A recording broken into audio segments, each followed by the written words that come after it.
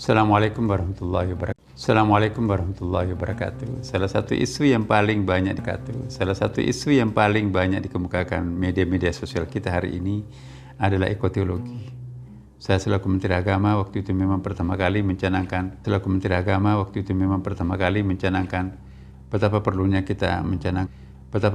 kita mencanangkan ekoteologi. Kenapa? Karena ekoteologi. Kenapa?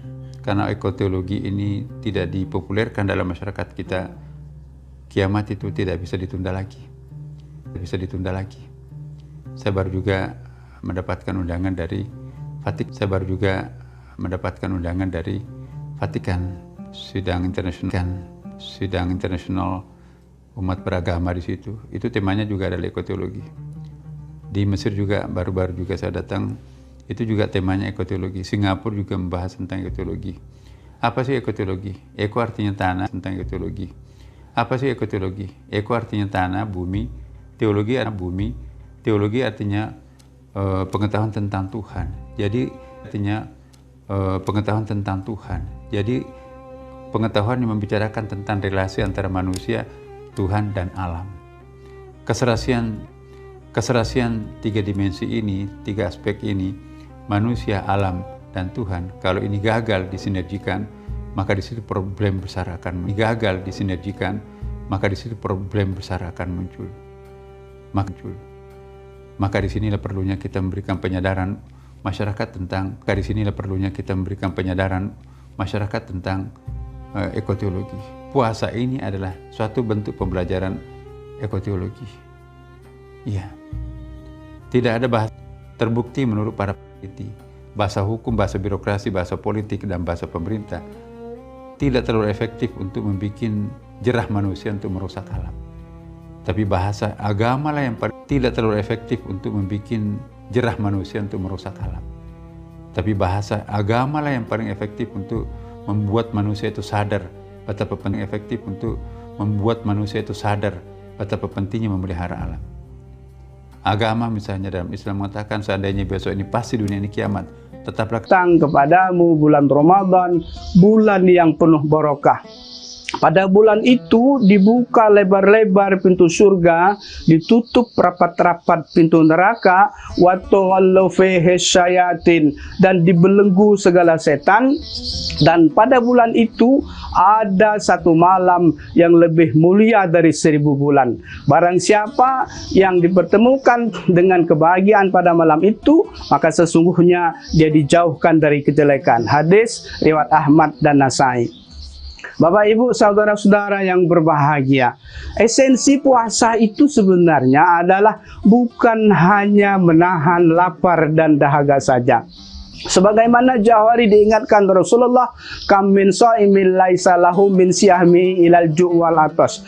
Kata Rasulullah, berapa banyak orang yang berpuasa tidak memperoleh apa-apa kecuali lapar dan dahaga saja. Maka Imam Al-Ghazali dalam kitab Ihya Ulumuddin membagi kriteria orang yang berpuasa. Maka dibagi dalam ketiga kelompok. Kelompok pertama, kata Imam Al-Ghazali, disebut dengan saumul umum atau saumul am, yaitu puasa kebanyakan orang yang hanya tidak makan, tidak minum, tidak berhubungan suami istri di siang hari dari terbit fajar sampai terbenam matahari, dari hal-hal yang membatalkan puasa. Lalu kata Imam Al-Ghazali, ada lagi tingkatan yang kedua yang dikatakan saumul khusus, yaitu puasanya orang-orang khusus. Apa maksudnya?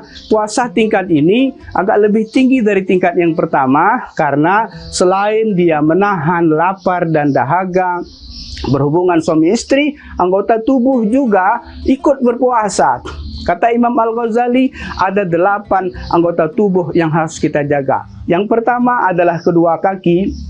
Ketika orang berpuasa, menjaga kedua kakinya untuk tidak berjalan menuju ke tempat-tempat maksiat.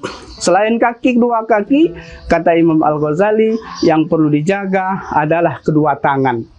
Tangan ini supaya dijaga tidak mengganggu orang lain, tidak menyakiti orang lain, dan tidak mengambil hak milik orang lain. Yang ketiga yang perlu dijaga, kata Imam Al-Ghazali, ketika orang berpuasa, kedua mata untuk tidak melihat hal-hal yang tidak bermanfaat atau melihat hal-hal yang menimbulkan birahi, pornografi dan sebagainya. Selain kedua mata, kata Imam Al-Ghazali, yang perlu dijaga kedua telinga agar tidak mendengarkan hal-hal yang sia-sia, hal-hal yang tidak bermanfaat, mendengarkan orang-orang berkelahi yang tidak ada manfaatnya. Kemudian setelah kedua telinga, hidung juga perlu dijaga agar tidak kemasukan hal-hal yang bisa membatalkan puasa atau tidak menggunakan penciumannya yang dilarang oleh agama. Setelah hidung, maka yang perlu dijaga, kata Imam Al-Ghazali, mulut. Mulut ini kita lihat berapa banyak orang yang sanggup menahan makan dan minum, tapi tidak bisa menjaga mulutnya, tidak sanggup menjaga mulutnya untuk tidak menceritakan kejelekan-kejelekan orang lain, tidak membuat berita-berita hoax atau memfitnah, menggunjing dan sebagainya. Maka ketika orang puasa, mulut juga perlu dijaga. Selain mulut, kata Imam Al-Ghazali, perut kita ini perlu dijaga dari makanan-makanan yang haram atau dari hal-hal yang subhat yang penuh keraguan-raguan. Lalu yang kedelapan, hal yang perlu dijaga, kata Imam Al-Ghazali, adalah farji, kemaluan ini untuk tidak berhubungan suami istri di siang hari atau digunakan untuk perzinahan. Bapak Ibu, saudara-saudaraku yang berbahagia, maka dapatlah kita kesimpulan esensi puasa itu bukan hanya menahan lapar dan dahaga saja, tapi bagaimana juga anggota tubuh kita bisa berpuasa. Dan mudah-mudahan nanti bahwa puasa kita ini bermakna, puasa kita mendapat predikat la'allakum tattaqun, menjadi orang-orang yang bertakwa. Maka mudah-mudahan nanti ketika 1 Syawal finalnya kita, kata Rasulullah, man shoma ramadhana imanan wa ihtisaban ghufira lahu ma taqaddama min dzambih. Barang siapa yang berpuasa di bulan Ramadan, kata Rasulullah, karena penuh keimanan, kemudian karena mengharap pahala dari Allah, maka akan diampuni seluruh dosanya, sehingga ketika 1 Syawal kita bersih seperti bayi yang baru dilahirkan dari perut ibunya. Mudah-mudahan puasa kita cukup. Mudah-mudahan Allah berikan kesehatan kepada kita semua, sehingga kita dapat melaksanakan ibadah ini dengan baik, dengan sempurna. Dapatlah kita titel yang disebut dengan la'allakum tattaqun, menjadi orang-orang yang bertakwa. Jalan-jalan ke rumah Pak Yunan, jangan lupa membawa ikan. Kalau ada kata-kata yang kurang berkenan, mohonlah saya dimaafkan. Putih berseri, bunga melati putih berseri, melati tumbuh dekatlah perigi. Saya Haji Zahirin mohon undur diri. Semoga ada lain waktu kita bisa berjumpa lagi. Mohon maaf. Wallahul muwaffiq ila aqwamit thoriq. Wassalamualaikum warahmatullahi wabarakatuh. Download Tribun X sekarang. Menghadirkan lokal menjadi Indonesia.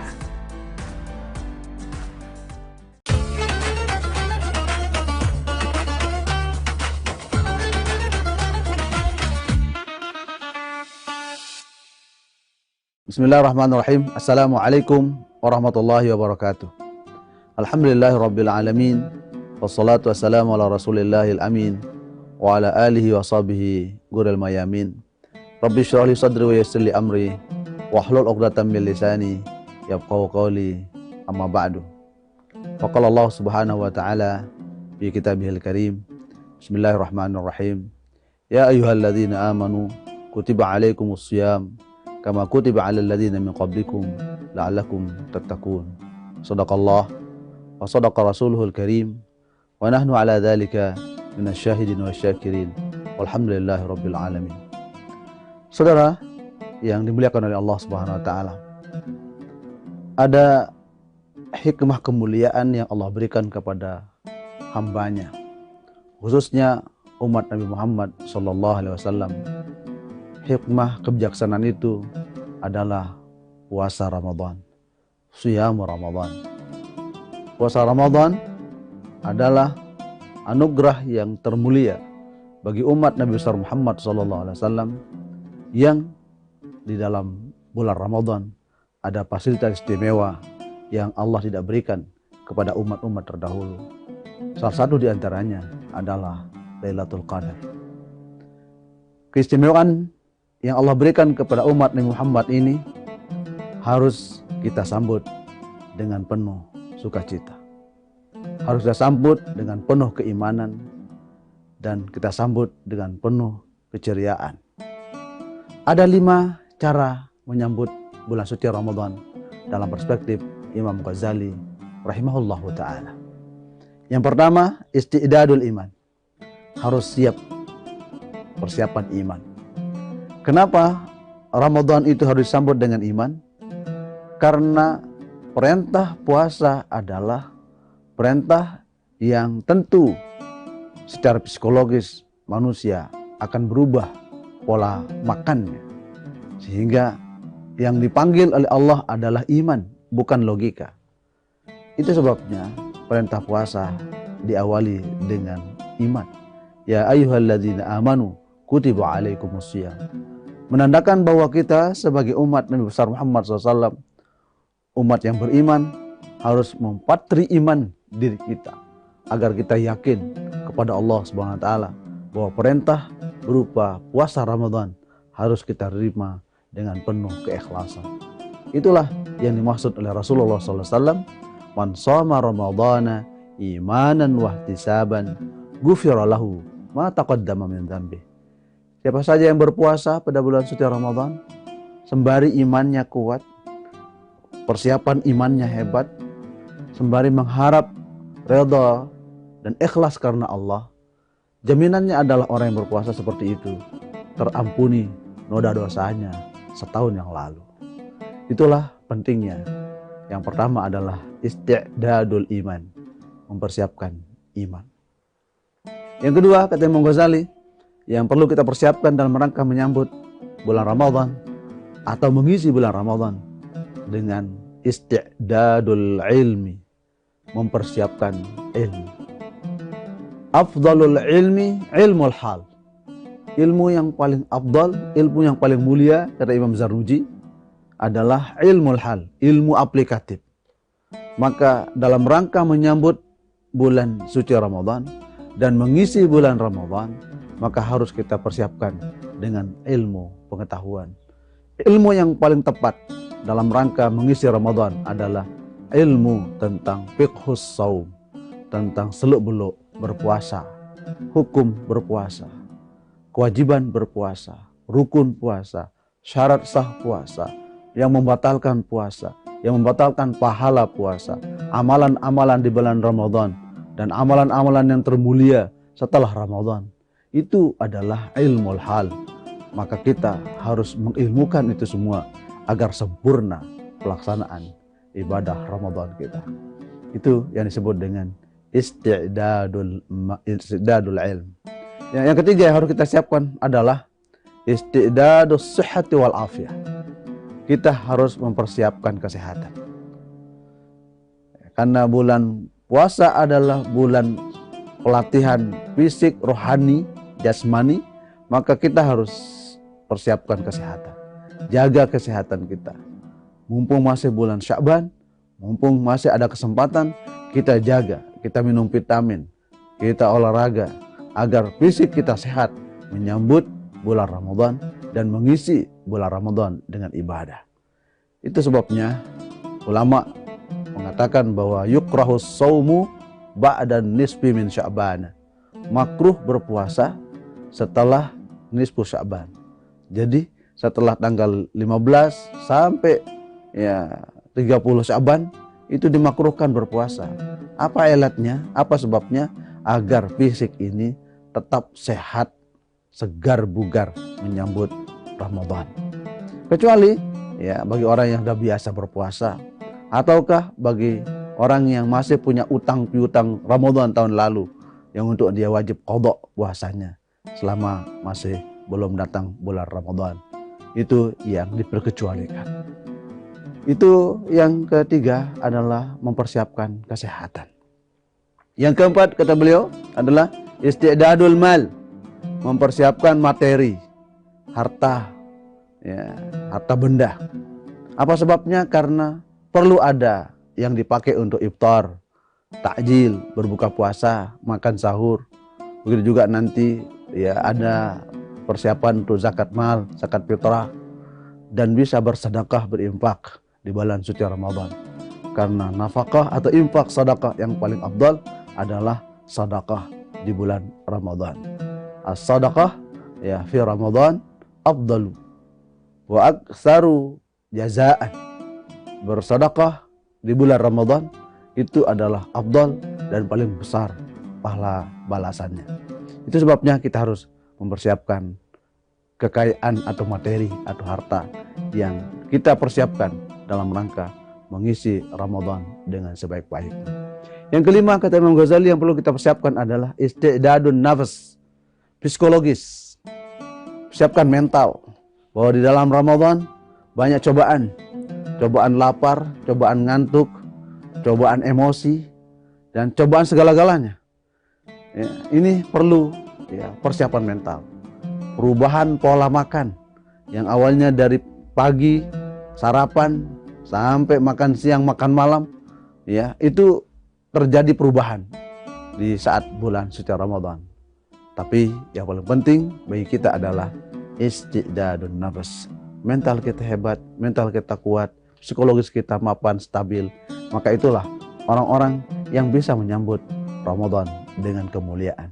Pantas ya, ada ungkapan yang mengatakan man fariha bidukhuli ramadhana harramahullahu jasadahu 'alan niran.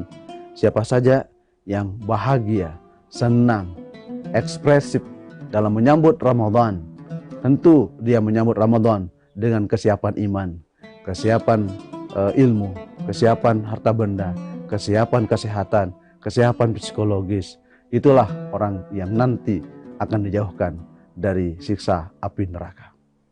Saudara yang dimuliakan oleh Allah Subhanahu wa taala.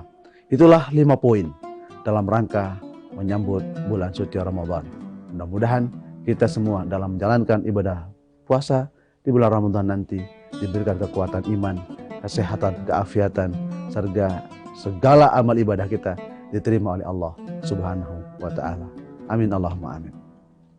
Selanjutnya, saudara-saudara yang saya muliakan, mengisi Ramadan dengan berbagai cara. Pertama, ya, mengisi hari-hari Ramadan dengan amal-amal saleh. Badiru bil a'malis salihat. Bersegeralah Anda dalam rangka mengisi kehidupan Anda dengan amal saleh.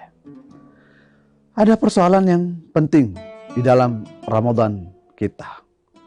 Seringkali era-era modern hari ini, Ramadan sering disibukkan oleh ya media-media sosial, TikTokan, ya internetan, YouTubean, ya WA-an, apapun istilah-istilah itu. Apakah itu bisa mengganggu kenyamanan, kehusuan ibadah kita, khususnya di bulan suci Ramadan? Ada pandangan yang mengatakan adalah al-maqasid ala hukmil wasail atau al-wasailu ala hukmil maqasid. Sarana, prasarana itu atau wasilah, perantara tergantung pada orientasi dan tujuannya. Gadget seringkali melalaikan kita dalam beribadah. Gadget juga seringkali juga mengingatkan kita untuk beribadah. Dua sisi ini harus kita pandang secara positif. Bahwa bergadget ria di bulan Ramadan apakah mengurangi pahala puasa Ramadan? Tentu perlu dianalisa konten yang ada pada gadget kita.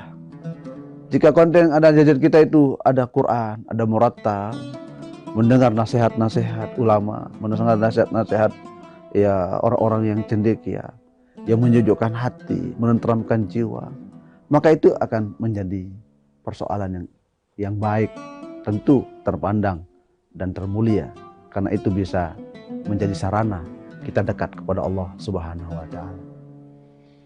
Sebaliknya, jika gadget itu melalaikan kita kepada Allah, ya, melihat hal-hal yang dilarang ya oleh Allah, ya ada foto-foto yang seronok yang tidak cocok, tidak sesuai dengan kode etik agama, itu bisa mengurangi bahkan bisa membatalkan pahala puasa.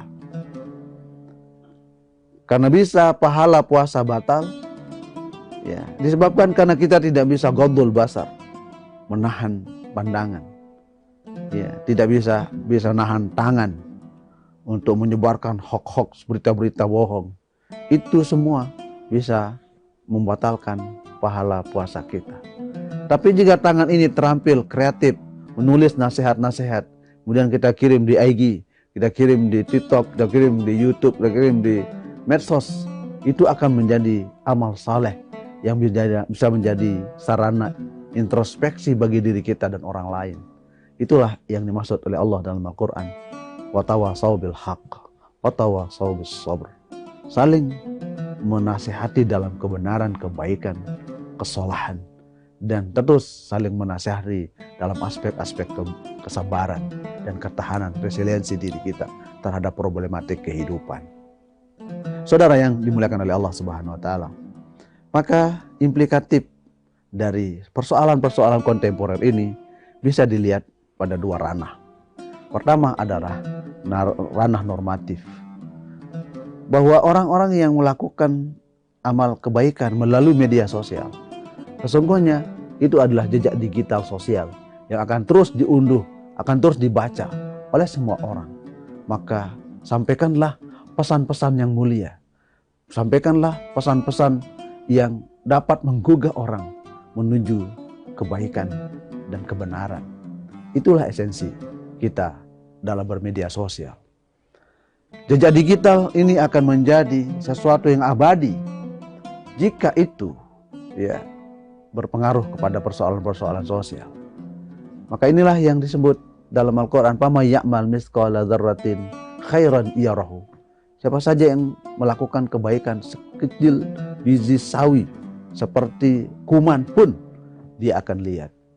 Sekarang kita lihat jejak digital sekarang ini, yang bertahun-tahun itu bisa dilihat hari ini. Kenapa?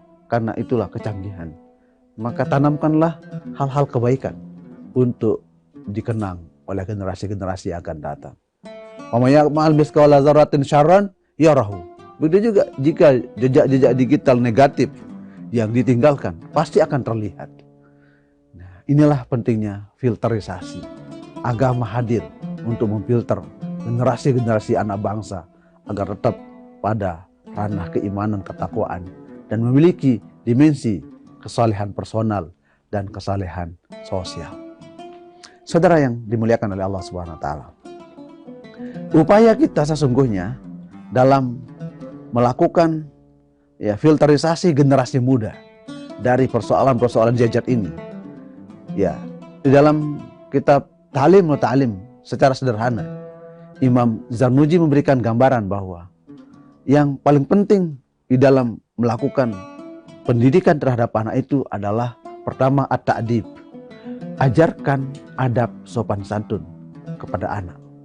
At-ta'dib adalah sebuah upaya kita memfilter generasi-generasi kita agar tidak terlarut dengan media sosial.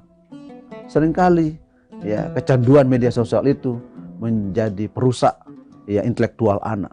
Pembiasaan yang harus dilakukan selama Ramadan, karena Ramadan adalah madrasah. Ramadan adalah madrasah tarbawiyah, ya, wadah untuk melakukan kaderisasi dan pendidikan kepada anak-anak kita. Maka paling hebat bagi kita adalah mampu memanage, mampu mengatur ritme pendidikan anak-anak kita. Di mana Ramadan sebagai madrasah, sebagai universitas yang tempat mendidik anak-anak generasi yang nantinya keluar menjadi sarjana yang disebut dalam Al-Quran adalah la'allakum tattaqun. Inilah salah satu tindakan preventif kita dalam menjaga, ya, psikologis, mentalitas anak kita yang sehari-hari bergumul dengan dunia digital atau gadget. Ini yang pertama, cara memfilter generasi muda dari, ya, kecanduan terhadap, ya, elektronik atau media-media sosial. Yang kedua adalah at-ta'mik, berusaha memberikan internalisasi terhadap ajaran-ajaran agama. Pendekatan yang paling penting bagi orang tua adalah ya pendidikan hati ke hati, dari hati ke hati. Yang istilahnya Menteri Agama dengan ya kurikulum cinta. Bagaimana mahabbatul walid lil walad, kecintaan orang tua kepada anak itu tercurahkan dengan bilutf, dengan tutur kata yang lembut, nasihat dengan nasihat yang mulia, nasihat dengan yang hadir dari hati sucinya orang tua, ibu bapak. Maka itu akan punya asar, punya dampak, punya pengaruh terhadap psikologi anak kita, psikologi anak muda, jika dinasihati dengan cara yang baik. Quran sudah memberikan model pendekatan yang hebat, adalah pendekatan yang sifatnya approach, pendekatan yang luar biasa, yang humanis. Quran katakan dalam Al-Quran, Allah mengatakan dalam Al-Quran, "Fabima rahmatim minallahi linta lahum, walau kunta faddan ghalidhal qalbi lam faddu min haulik." Al-ayah. Dengan sebab rahmat Allah, maka lakukanlah sikap-sikap humanis kepada mereka. Jika Anda melakukan sikap yang keras kepada mereka, ya, yang sikap radikal, ekstrim, ya, atau menjudgment kepada mereka, bukan mereka akan dekat kepada Anda, tapi mereka menjauh. Itu teori konstruktif yang luar biasa dari Al-Quran tentang bagaimana mengayomi masyarakat, mengayomi anak muda, mengayomi peserta didik dengan penuh kecintaan, kelemah lembutan.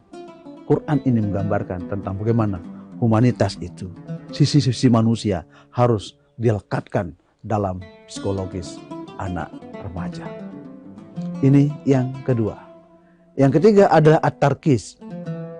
Bagaimana anak muda itu dibuatkan simbol-simbol yang menyebabkan mereka tetap ingat terhadap simbol-simbol kebaikan. Siapa idola mereka?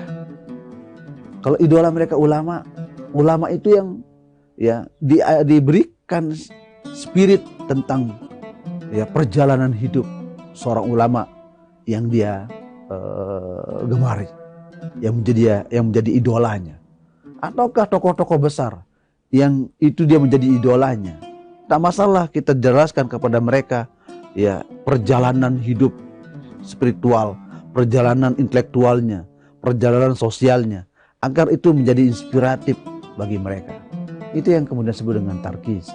Bagaimana ya termodifikasi persoalan-persoalan penting itu dalam senak benak mereka, dalam intelektualitas mereka, dalam spiritualitas mereka, hingga dia muncul menjadi generasi-generasi yang terpatri karakter yang mulia. Kemudian yang keempat adalah at-tansyi', membangkitkan semangat motivasi yang kuat kepada generasi-generasi muda. Saya kira ini perlu yang menjadi prioritas kita dalam melakukan pendekatan-pendekatan kepada anak-anak muda hari ini. Kita tidak bisa dengan kekerasan, tidak bisa dengan kekuasaan yang serba memaksa mereka, karena eranya sudah berbeda, medianya sudah berbeda, sehingga 4 poin inilah cara yang paling jitu untuk membangkitkan semangat generasi-generasi yang bisa menjadi pemimpin masa depan. Inilah Ramadan sebagai wadah untuk menjadi orang-orang yang muttaqun, orang-orang yang mutawadhi, orang yang rendah hati, kemudian orang yang tawadhu, orang yang tawadhu secara intelektual, ya, kemudian tidak pernah sombong dalam segala hal. Kemudian mereka orang yang wara', tidak pernah rakus, tidak pernah tamak. Kemudian orang yang yakin akan eksistensi dirinya, yakin akan prestasi dirinya, dan yakin akan motivasi dirinya untuk menjadi orang yang mulia. Kemudian itulah orang-orang yang digambarkan dalam Al-Quran dengan orang yang al-faizun, orang yang beruntung dunia wal akhirah. Amin, Allahumma amin. Saya kira demikian pandangan saya tentang bagaimana Ramadan sesungguhnya, bagaimana mengisi Ramadan dengan sebaik-baiknya, dan bagaimana caranya kita menjaga generasi-generasi muda ini agar terus terkontrol intelektualnya, ya, terjaga imannya, dan terus menjadi generasi yang sukses di masa-masa yang akan datang. Demikian, hadanallahu wa iyyakum ajma'in. Allahumma waffiq wal hadi ila sabil rasyad. Wassalamualaikum warahmatullahi wabarakatuh. Download Tribun X sekarang. menghadirkan lokal menjadi Indonesia.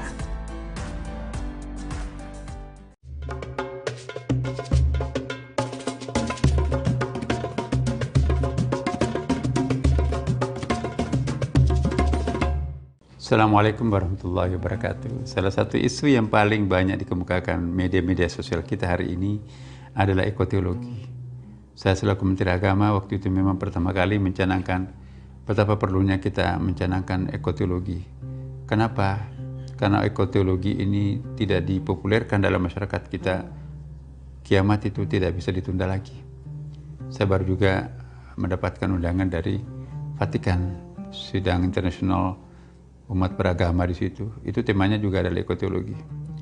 Di Mesir juga baru-baru juga saya datang, itu juga temanya ekoteologi. Singapura juga membahas tentang ekoteologi. Apa sih ekoteologi? Eko artinya tanah, bumi. Teologi artinya pengetahuan tentang Tuhan. Jadi pengetahuan yang membicarakan tentang relasi antara manusia, Tuhan dan alam. Keserasian tiga dimensi ini, tiga aspek ini, manusia, alam, dan Tuhan, kalau ini gagal disinergikan, maka di situ problem besar akan muncul. Maka di sinilah perlunya kita memberikan penyadaran masyarakat tentang ekoteologi. Puasa ini adalah suatu bentuk pembelajaran ekoteologi. Iya. Tidak ada bahasa yang paling efektif untuk bisa menjinakkan pikiran manusia untuk tidak merusak alam selain bahasa agama. Terbukti menurut para peneliti, bahasa hukum, bahasa birokrasi, bahasa politik, dan bahasa pemerintah tidak terlalu efektif untuk membuat jerah manusia untuk merusak alam. Tapi bahasa agama lah yang paling efektif untuk membuat manusia itu sadar betapa pentingnya memelihara alam. Agama misalnya dalam Islam mengatakan seandainya besok ini pasti dunia ini kiamat, tetaplah kalian menanam pohon. Begitu pentingnya menanam. Ya. Kita tidak boleh menebang pohon tanpa alasan. Kita nggak boleh menyembelih tanpa alasan. Dan dalam menyembelih dan menebang itu harus membaca basmalah. Apa artinya basmalah? Bismillahirrahmanirrahim. Terima kasih. Assalamualaikum warahmatullahi wabarakatuh.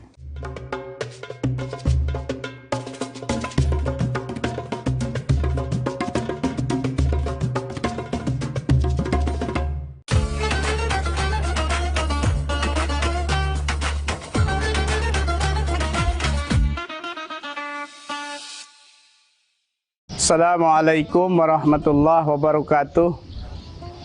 Alhamdulillahillazi khalaqal mauta wal hayata liyabluwakum ayyukum ahsanu amala. Asyhadu an la ilaha illallah wahdahu la syarikalah wa asyhadu anna Muhammadan abduhu wa rasuluh. Allahumma salli wa sallim wa barik ala sayyidina Muhammad wa ala alihi wa ashabihi ajma'in. Amma ba'du. Faqala Allah ta'ala fil Qur'anil Karim, a'udzu billahi minasy syaithanir rajim. Bismillahirrahmanirrahim. Ya ayyuhalladzina amanu kutiba alaikumusiyam kama kutiba alal ladzina min qablikum la'allakum tattaqun. Qala an-nabiy sallallahu alaihi wasallam, man shoma ramadhana imanan wa ihtisaban ghufira lahu ma taqaddama min dzambihi. Shadaqallahul azim wa sadaqa rasuluhun nabiyyu habibul karim. Pergi belanja ke toko Bu Dahlia. Ke toko Bu Dahlia membelilah gula. Alhamdulillah Bapak Ibu Saudara yang berbahagia, kita masih bisa berjumpa dengan bulan Ramadan yang mulia. Alhamdulillah, syukurilah, mari senantiasa kita memanjatkan puji syukur kehadirat Allah Subhanahu wa Ta'ala. Hingga saat ini kita masih bisa dipertemukan dengan bulan Ramadan yang mulia, bulan Ramadan yang penuh barokah, bulan Ramadan yang penuh dengan ampunan. Salawat beserta salam mari kita haturkan kepada baginda Rasulullah sallallahu alaihi wasallam, keluarganya, para sahabatnya, serta kita sekalian ila yaumil akhir. Bapak Ibu jemaah sekalian yang dirahmati Allah, alhamdulillah saat ini kita sudah memasuki bulan Ramadan. Pada bulan suci Ramadan ini Allah mewajibkan kepada orang-orang yang beriman untuk melaksanakan ibadah puasa atau saum. Kemudian pada saat ini kita memasuki bulan Ramadan, maka ketika orang-orang bergembira menyambut kedatangan bulan Ramadan, kata Rasulullah, "Man fariha bidukhul Ramadan, haramallahu jasadu ala niran." Barang siapa orang yang bergembira menyambut kedatangan bulan Ramadan, baik ketika Rasulullah menyambut kedatangan bulan Ramadan, maka orang-orang yang dengan sukacita, orang-orang yang bahagia menyambut bulan Ramadan, kata Rasulullah, "Man fariha bidukhuli Ramadan, haramallahu jasadihi ala niran." Barang siapa orang yang bergembira dengan kedatangan bulan Ramadan, maka diharamkan jasadnya dari api neraka. Lalu Rasulullah menggambarkan keistimewaan dalam bulan Ramadan. Dalam hadisnya, "Qad ja'akum syahrul ramadana syahrun mubarak, kataballahu alaikum siyamahu fihi tuftahu abwabul jinan wa tughlaqu abwabul jahim wa tughallu fihi syayatin fihi lailatum min khairum min alfi syahr man hurima khairuha faqad hurim." Artinya, sesungguhnya telah datang kepadamu bulan Ramadan, bulan yang penuh barokah. Pada bulan itu dibuka lebar-lebar pintu surga, ditutup rapat-rapat pintu neraka, wa tughallu fihi syayatin, dan dibelenggu segala setan. Dan pada bulan itu ada satu malam yang lebih mulia dari 1000 bulan. Barang siapa yang dipertemukan dengan kebahagiaan pada malam itu, maka sesungguhnya dia dijauhkan dari kejelekan. Hadis riwayat Ahmad dan Nasai. Bapak Ibu saudara-saudara yang berbahagia, esensi puasa itu sebenarnya adalah bukan hanya menahan lapar dan dahaga saja. Sebagaimana jauh hari diingatkan Rasulullah, "Kam min shaimin laisa lahu min siyami ilal ju' wal atas." Kata Rasulullah, berapa banyak orang yang berpuasa tidak memperoleh apa-apa kecuali lapar dan dahaga saja. Maka Imam Al-Ghazali dalam kitab Ihya Ulumuddin membagi kriteria orang yang berpuasa. Maka dibagi dalam ketiga kelompok. Kelompok pertama, kata Imam Al-Ghazali, disebut dengan saumul umum atau saumul am, yaitu puasa kebanyakan orang yang hanya tidak makan, tidak minum, tidak berhubungan suami istri di siang hari, dari terbit fajar sampai terbenam matahari, dari hal-hal yang membatalkan puasa. Lalu kata Imam Al-Ghazali, ada lagi tingkatan yang kedua yang dikatakan saumul khusus, yaitu puasanya orang-orang khusus. Apa maksudnya? Puasa tingkat ini agak lebih tinggi dari tingkat yang pertama, karena selain dia menahan lapar dan dahaga, berhubungan suami istri, anggota tubuh juga ikut berpuasa. Kata Imam Al-Ghazali, ada 8 anggota tubuh yang harus kita jaga. Yang pertama adalah kedua kaki. Ketika orang berpuasa, menjaga kedua kakinya untuk tidak berjalan menuju ke tempat-tempat maksiat. Selain kedua kaki, kata Imam Al-Ghazali, yang perlu dijaga adalah kedua tangan. Tangan ini supaya dijaga tidak mengganggu orang lain, tidak menyakiti orang lain, dan tidak mengambil hak milik orang lain. Yang ketiga yang perlu dijaga, kata Imam Al-Ghazali, ketika orang berpuasa, kedua mata, untuk tidak melihat hal-hal yang tidak bermanfaat, atau melihat hal-hal yang menimbulkan birahi, pornografi, dan sebagainya. Selain kedua mata, kata Imam Al-Ghazali, yang perlu dijaga kedua telinga, agar tidak mendengarkan hal-hal yang sia-sia, hal-hal yang tidak bermanfaat, mendengarkan orang-orang berkelahi yang tidak ada manfaatnya. Kemudian setelah kedua telinga, hidung juga perlu dijaga agar tidak kemasukan hal-hal yang bisa membatalkan puasa, atau tidak menggunakan penciumannya yang dilarang oleh agama. Setelah hidung, maka yang perlu dijaga, kata Imam Al-Ghazali, mulut. Mulut ini kita lihat berapa banyak orang yang sanggup menahan makan dan minum, tapi tidak bisa menjaga mulutnya, tidak sanggup menjaga mulutnya untuk tidak menceritakan kejelekan-kejelekan orang lain, tidak membuat berita-berita hoax, atau memfitnah, menggunjing, dan sebagainya. Maka ketika orang puasa, mulut juga perlu dijaga. Selain mulut, kata Imam Al-Ghazali, perut kita ini perlu dijaga dari makanan-makanan yang haram atau dari hal-hal yang subhat yang penuh keraguan-raguan. Lalu yang kedelapan, hal yang perlu dijaga, kata Imam Al-Ghazali, adalah farji, kemaluan ini untuk tidak berhubungan suami istri di siang hari atau digunakan untuk perzinahan. Bapak Ibu, saudara-saudaraku yang berbahagia, maka dapatlah kita kesimpulan esensi puasa itu bukan hanya menahan lapar dan dahaga saja, tapi bagaimana juga anggota tubuh kita bisa berpuasa. Dan mudah-mudahan nanti bahwa puasa kita ini bermakna, puasa kita mendapat predikat la'allakum tattaqun, menjadi orang-orang yang bertakwa. Maka mudah-mudahan nanti ketika 1 Syawal finalnya kita, kata Rasulullah, man shoma ramadhana imanan wa ihtisaban ghufira lahu ma taqaddama min dzambih. Barang siapa yang berpuasa di bulan Ramadan, kata Rasulullah, karena penuh keimanan, kemudian karena mengharap pahala dari Allah, maka akan diampuni seluruh dosanya, sehingga ketika 1 Syawal kita bersih seperti bayi yang baru dilahirkan dari perut ibunya. Mudah-mudahan puasa kita cukup. Mudah-mudahan Allah berikan kesehatan kepada kita semua, sehingga kita dapat melaksanakan ibadah ini dengan baik, dengan sempurna. Dapatlah kita titel yang disebut dengan la'allakum tattaqun, menjadi orang-orang yang bertakwa. Jalan-jalan ke rumah Pak Yunan, jangan lupa membawa ikan.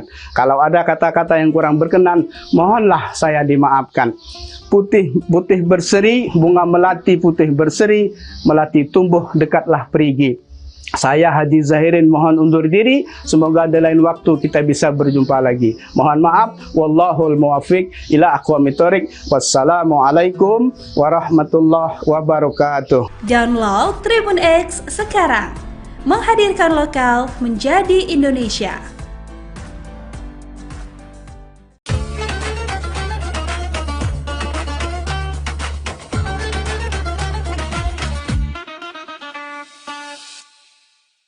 Bismillahirrahmanirrahim. Assalamualaikum warahmatullahi wabarakatuh. Alhamdulillahirabbil alamin. Wassalatu wassalamu ala rasulillahil amin wa ala alihi wa sahbihi guril mayamin. Rabbi shrah li sadri wa yassir li amri wahlul 'uqdatam min lisani yafqahu qawli. Amma ba'du. Faqala Allah Subhanahu wa ta'ala fi kitabihil karim. Bismillahirrahmanirrahim.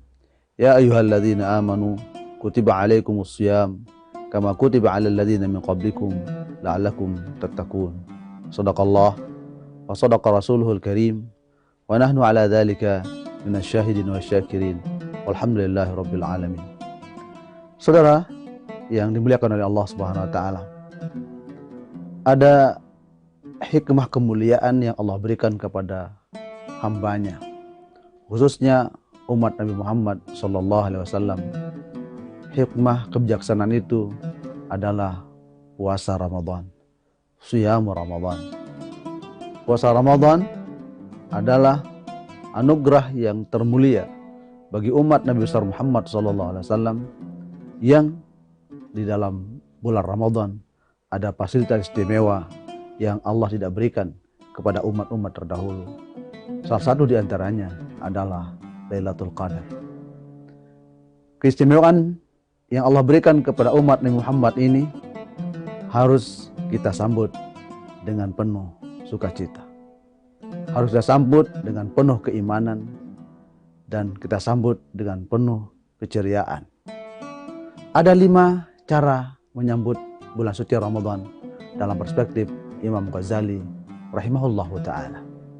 Yang pertama, isti'dadul iman. Harus siap, persiapan iman. Kenapa Ramadan itu harus disambut dengan iman? Karena perintah puasa adalah perintah yang tentu secara psikologis manusia akan berubah pola makannya. Sehingga yang dipanggil oleh Allah adalah iman, bukan logika. Itu sebabnya perintah puasa diawali dengan iman. Ya ayyuhalladzina amanu kutiba alaikumusiyam.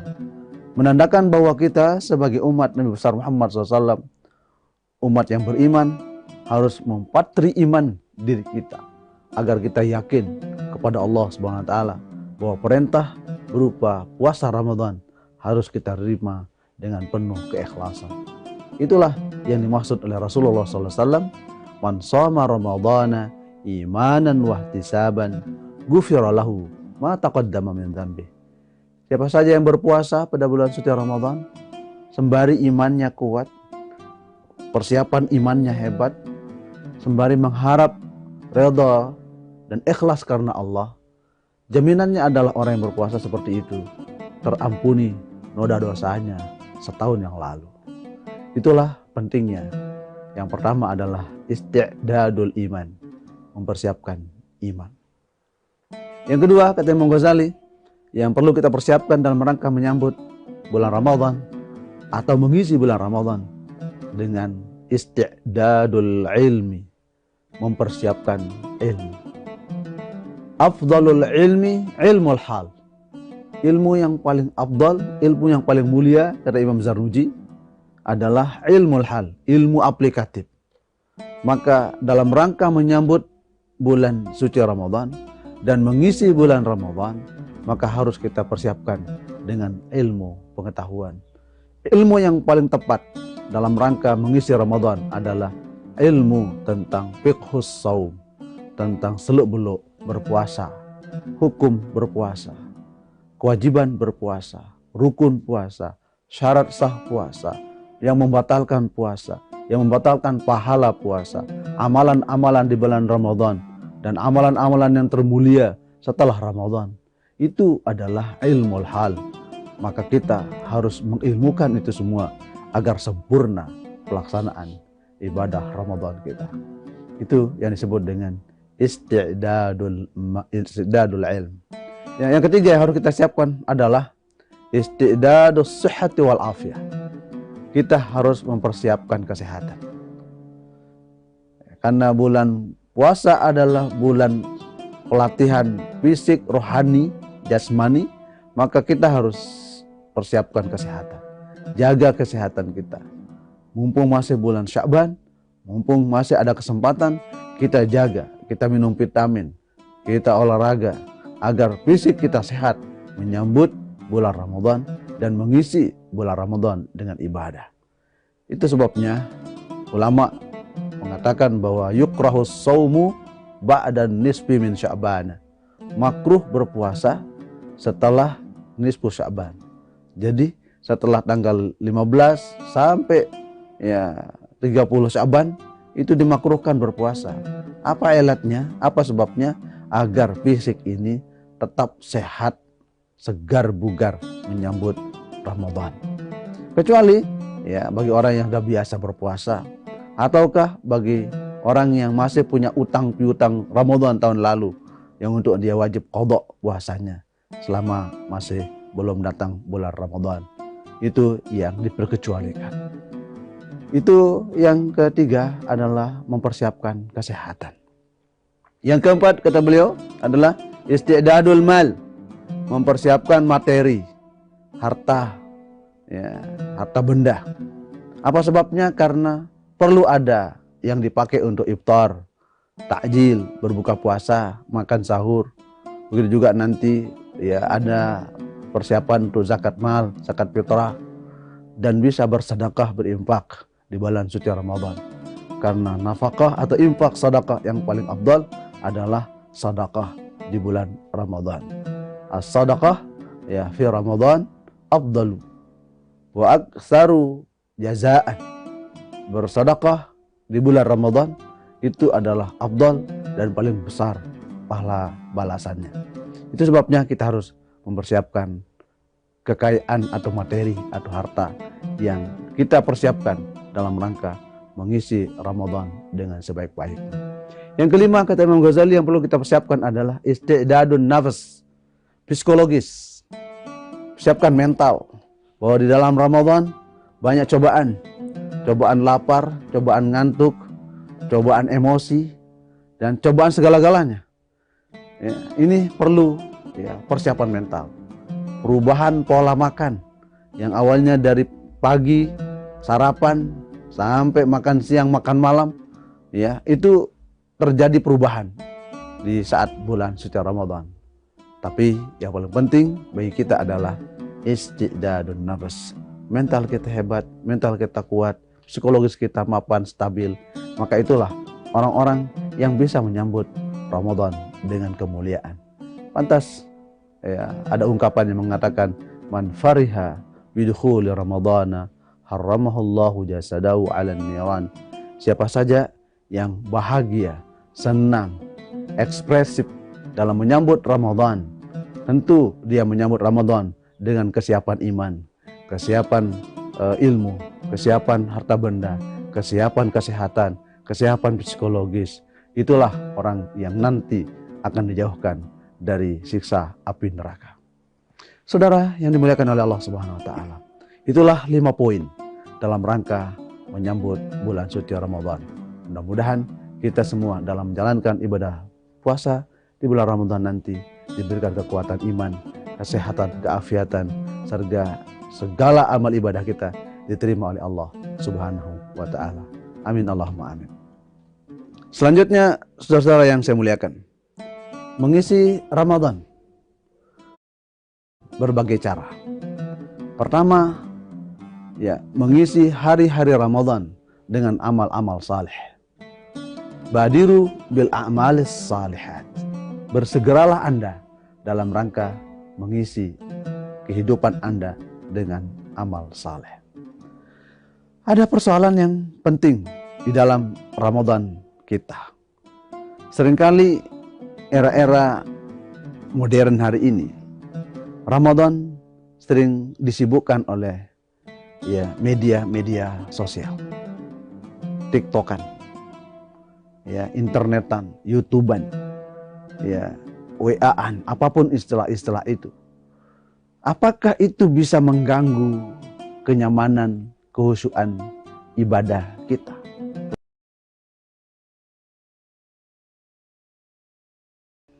Yang mengatakan adalah al-maqasid ala hukmil wasail, atau al-wasailu ala hukmil maqasid. Sarana, prasarana itu atau wasilah, perantara, tergantung pada orientasi dan tujuannya. Gadget seringkali melalaikan kita dalam beribadah. Gadget juga seringkali juga mengingatkan kita untuk beribadah. Posisi ini harus kita pandang secara positif, bahwa berjejet ria di bulan Ramadan apakah mengurangi pahala puasa Ramadan? Tentu perlu dianalisa konten yang ada pada gadget kita. Jika konten yang ada gadget kita itu ada Quran, ada murattal, mendengar nasihat-nasihat ulama, mendengar nasihat-nasihat orang-orang yang cendekia, yang menyejukkan hati, menenteramkan jiwa, maka itu akan menjadi persoalan yang baik, tentu dan termulia, karena itu bisa menjadi sarana kita dekat kepada Allah Subhanahu wa taala. Sebaliknya, jika gadget itu melalaikan kita kepada Allah, melihat hal-hal yang dilarang oleh Allah, ada foto-foto yang seronok, yang tidak cocok, tidak sesuai dengan kode etik agama, itu bisa mengurangi, bahkan bisa membatalkan pahala puasa. Karena bisa pahala puasa batal, disebabkan karena kita tidak bisa ghaddul basar, menahan pandangan, tidak bisa nahan tangan untuk menyebarkan hoax, berita-berita bohong. Itu semua bisa membatalkan pahala puasa kita. Tapi jika tangan ini terampil kreatif, menulis nasihat-nasihat, kemudian kita kirim di IG, kita kirim di TikTok, kita kirim di YouTube, kita kirim di medsos, itu akan menjadi amal saleh yang bisa menjadi sarana introspeksi bagi diri kita dan orang lain. Itulah yang dimaksud oleh Allah dalam Al-Quran. Watawasau bil haqq, watawasau bis sabr. Saling menasihati dalam kebenaran, kebaikan, kesalahan, dan terus saling menasihati dalam aspek-aspek kesabaran dan ketahanan, resiliensi diri kita terhadap problematik kehidupan. Saudara yang dimuliakan oleh Allah Subhanahu wa taala, maka implikatif dari persoalan-persoalan kontemporer ini bisa dilihat pada dua ranah. Pertama adalah ranah normatif, bahwa orang-orang yang melakukan amal kebaikan melalui media sosial, sesungguhnya itu adalah jejak digital sosial yang akan terus diunduh, akan terus dibaca oleh semua orang. Maka sampaikanlah pesan-pesan yang mulia, sampaikanlah pesan-pesan yang dapat menggugah orang menuju kebaikan dan kebenaran. Itulah esensi kita dalam bermedia sosial. Jejak digital ini akan menjadi sesuatu yang abadi jika itu berpengaruh kepada persoalan-persoalan sosial. Maka inilah yang disebut dalam Al-Quran, "Faman ya'mal mithqala dzarratin khairan yarahu." Siapa saja yang melakukan kebaikan sekecil biji sawi seperti kuman pun dia akan lihat. Sekarang kita lihat jejak digital sekarang ini yang bertahun-tahun itu bisa dilihat hari ini. Kenapa? Karena itulah kecanggihan. Maka tanamkanlah hal-hal kebaikan untuk dikenang oleh generasi-generasi yang akan datang. Faman ya'mal mithqala dzarratin syarran yarahu. Begitu juga jika jejak-jejak digital negatif yang ditinggalkan pasti akan terlihat. Nah, inilah pentingnya filterisasi. Agama hadir untuk memfilter generasi-generasi anak bangsa agar tetap pada ranah keimanan, ketakwaan, dan memiliki dimensi kesalehan personal dan kesalehan sosial. Saudara yang dimuliakan oleh Allah Subhanahu wa taala, upaya kita sesungguhnya dalam melakukan filterisasi generasi muda dari persoalan-persoalan jejak ini. Di dalam kitab Ta'lim wa Ta'lim secara sederhana, Imam Zarnuji memberikan gambaran bahwa yang paling penting di dalam melakukan pendidikan terhadap anak itu adalah pertama at-ta'dib. Ajarkan adab sopan santun kepada anak. At-ta'dib adalah sebuah upaya kita memfilter generasi-generasi kita agar tidak terlarut dengan media sosial. Seringkali kecanduan media sosial itu menjadi perusak intelektual anak. Pembiasaan yang harus dilakukan selama Ramadan, karena Ramadan adalah madrasah. Ramadan adalah madrasah tarbawiyah, wadah untuk melakukan kaderisasi dan pendidikan kepada anak-anak kita. Maka paling hebat bagi kita adalah mampu memanage, mampu mengatur ritme pendidikan anak-anak kita. Di mana Ramadan sebagai madrasah, sebagai universitas yang tempat mendidik anak-anak generasi yang nantinya keluar menjadi sarjana yang disebut dalam Al-Quran adalah la'allakum tattaqun. Inilah salah satu tindakan preventif kita dalam menjaga psikologis, mentalitas anak kita yang sehari-hari bergumul dengan dunia digital atau gadget. Ini yang pertama, cara memfilter generasi muda dari kecanduan terhadap elektronik atau media-media sosial. Yang kedua adalah at-ta'mik, berusaha memberikan internalisasi terhadap ajaran-ajaran agama. Pendekatan yang paling penting bagi orang tua adalah pendidikan hati ke hati, dari hati ke hati, yang istilahnya Menteri Agama dengan kurikulum cinta. Bagaimana mahabbatul walid lil walad, kecintaan orang tua kepada anak itu tercurahkan dengan bil lutf, dengan tutur kata yang lembut, nasihat dengan nasihat yang mulia, nasihat dengan yang hadir dari hati sucinya orang tua, ibu bapak. Maka itu akan punya asar, punya dampak, punya pengaruh terhadap psikologi anak kita, psikologi anak muda, jika dinasihati dengan cara yang baik. Quran sudah memberikan model pendekatan yang hebat, adalah pendekatan yang sifatnya approach, pendekatan yang luar biasa, yang humanis. Quran katakan dalam Al-Quran, Allah mengatakan dalam Al-Quran, "Fabima rahmatim minallahi lintalahum, walau kunta fadhan ghalidhal qalbi lam faddu min haulik." Al-ayah. Dengan sebab rahmat Allah, maka lakukanlah sikap-sikap humanis kepada mereka. Jika Anda melakukan sikap yang keras kepada mereka, ya, yang sikap radikal, ekstrim, ya, atau menjudgment kepada mereka, bukan mereka akan dekat kepada Anda, tapi mereka menjauh. Itu teori konstruktif yang luar biasa dari Al-Quran tentang bagaimana mengayomi masyarakat, mengayomi anak muda, mengayomi peserta didik dengan penuh kecintaan, kelemah lembutan. Quran ini menggambarkan tentang bagaimana humanitas itu, sisi-sisi manusia harus dilekatkan dalam psikologis anak remaja. Ini yang kedua. Yang ketiga adalah at-tarkis. Bagaimana anak muda itu dibuatkan simbol-simbol yang menyebabkan mereka tetap ingat terhadap simbol-simbol kebaikan. Siapa idola mereka? Kalau idola mereka ulama, ulama itu yang ya diberikan spirit tentang ya perjalanan hidup seorang ulama yang dia gemari, yang menjadi idolanya. Ataukah tokoh-tokoh besar yang itu dia menjadi idolanya.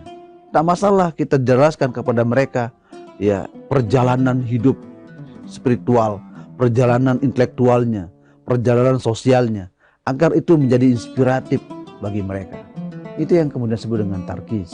Bagaimana ya termodifikasi persoalan-persoalan penting itu dalam senak benak mereka, dalam intelektualitas mereka, dalam spiritualitas mereka, hingga dia muncul menjadi generasi-generasi yang terpatri karakter yang mulia.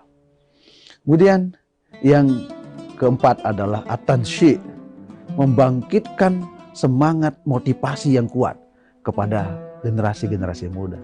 Saya kira ini perlu yang menjadi prioritas kita dalam melakukan pendekatan-pendekatan kepada anak-anak muda hari ini. Kita tidak bisa dengan kekerasan, tidak bisa dengan kekuasaan yang serba memaksa mereka, karena eranya sudah berbeda, medianya sudah berbeda, sehingga 4 poin inilah cara yang paling jitu untuk membangkitkan semangat generasi-generasi yang bisa menjadi pemimpin masa depan. Inilah Ramadan sebagai wadah untuk menjadi orang-orang yang muttaqun, orang-orang yang mutawadhi, orang yang rendah hati. Kemudian orang yang tawadhu, orang yang tawadhu secara intelektual, ya, kemudian tidak pernah sombong dalam segala hal. Kemudian mereka orang yang wara', tidak pernah rakus, tidak pernah tamak. Kemudian orang yang yakin akan eksistensi dirinya, yakin akan prestasi dirinya, dan yakin akan motivasi dirinya untuk menjadi orang yang mulia. Kemudian itulah orang-orang yang digambarkan dalam Al-Quran dengan orang yang al-faizun, orang yang beruntung dunia wal akhirah. Amin, Allahumma amin. Saya kira demikian pandangan saya tentang bagaimana Ramadan sesungguhnya, bagaimana mengisi Ramadan dengan sebaik-baiknya, dan bagaimana caranya kita menjaga generasi-generasi muda ini agar terus terkontrol intelektualnya, ya, terjaga imannya, dan terus menjadi generasi yang sukses di masa-masa yang akan datang. Demikian, hadanallahu wa iyyakum ajma'in. Allahumma waffiq wal hadi ila sabilir rasyad. Wassalamualaikum warahmatullahi wabarakatuh. Download Tribun X sekarang, menghadirkan lokal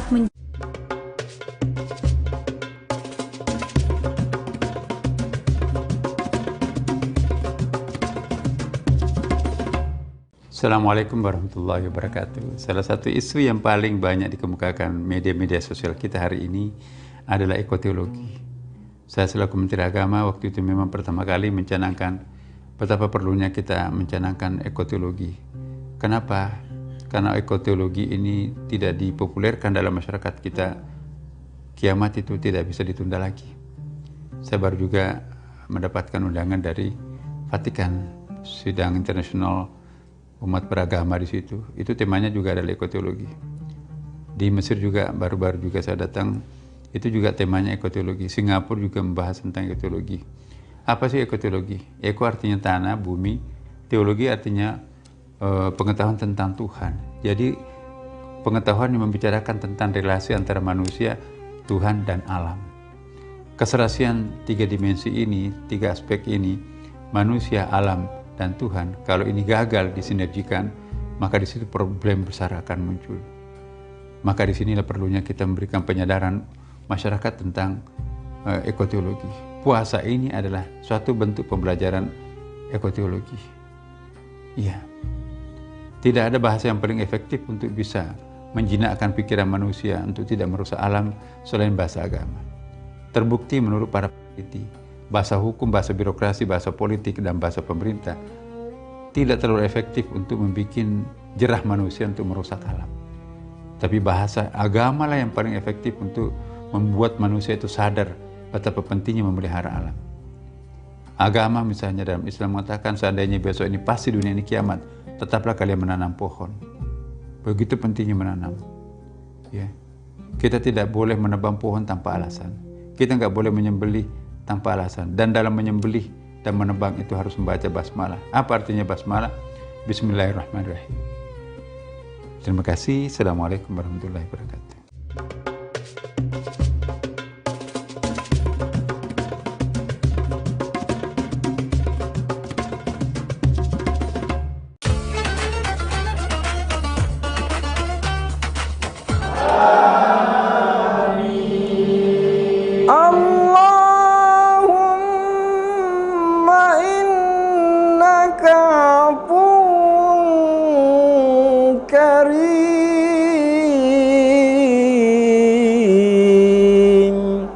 Tuhibbul afwa fa'fu anna ya karim.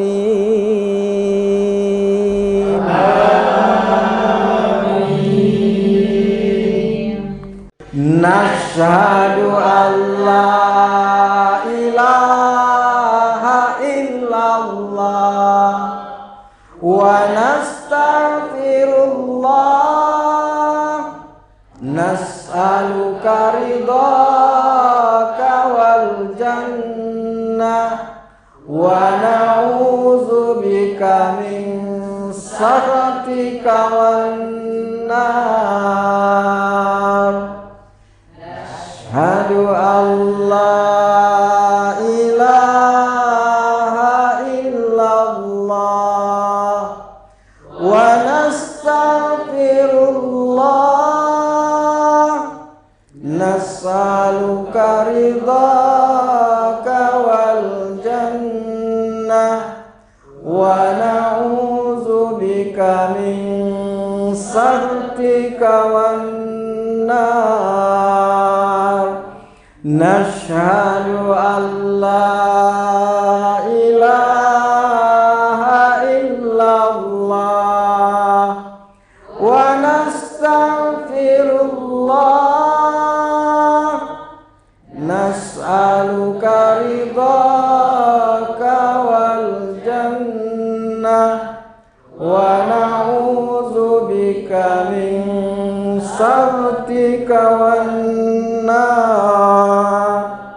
Allahumma innaka afuwun karim tuhibbul afwa fa'fu anna ya karim.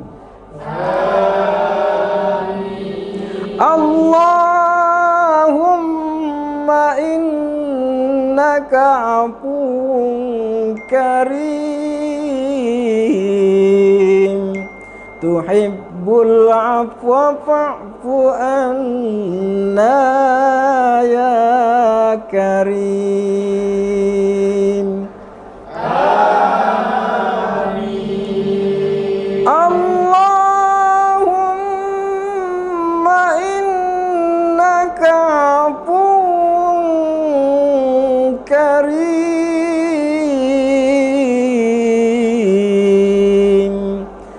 tuhibbul afwa fa'fu anna ya karim.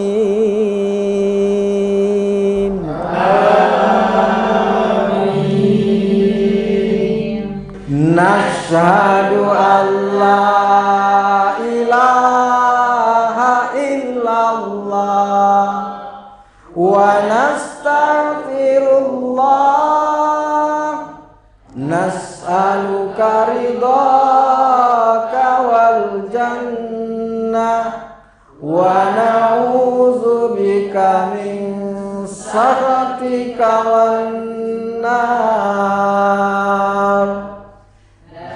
Asyhadu an la ilaha illallah wa nastaghfirullah, nas'aluka ridhaka wal jannah wa na'udzubika min sakhatika wan nar.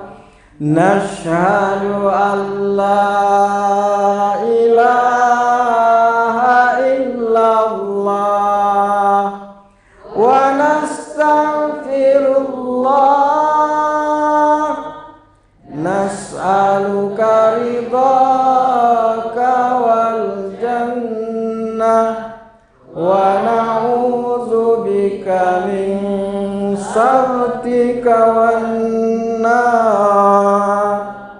Allahumma innaka afuwun karim, tuhibbul afwa fa'fu anna ya karim.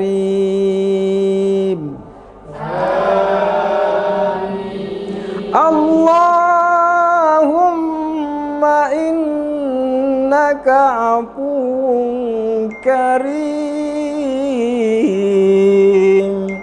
tuhibbul afwa fa'fu anna ya karim. Amin. Allahumma innaka afuwun karim,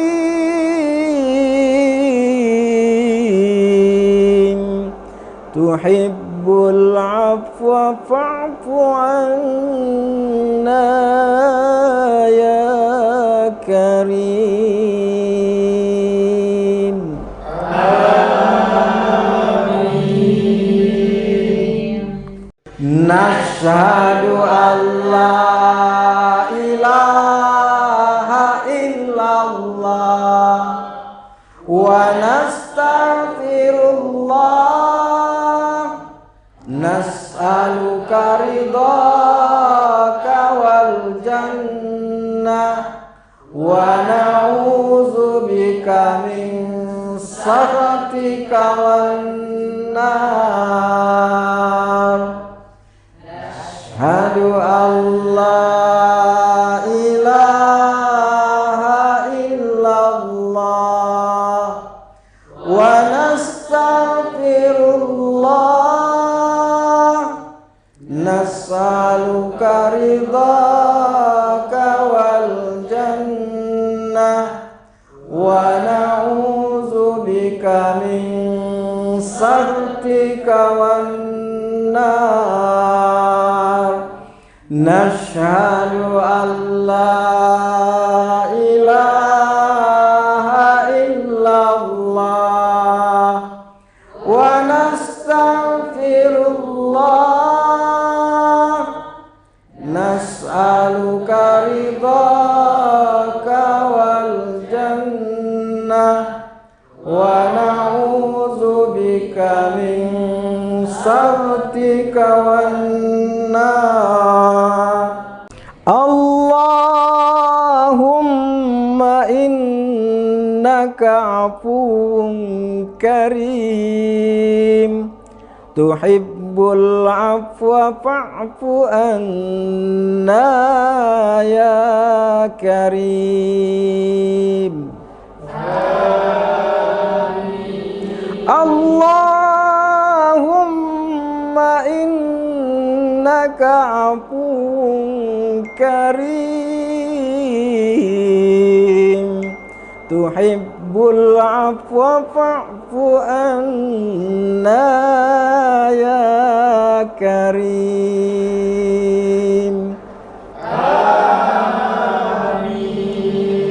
Allahumma innaka afuwun karim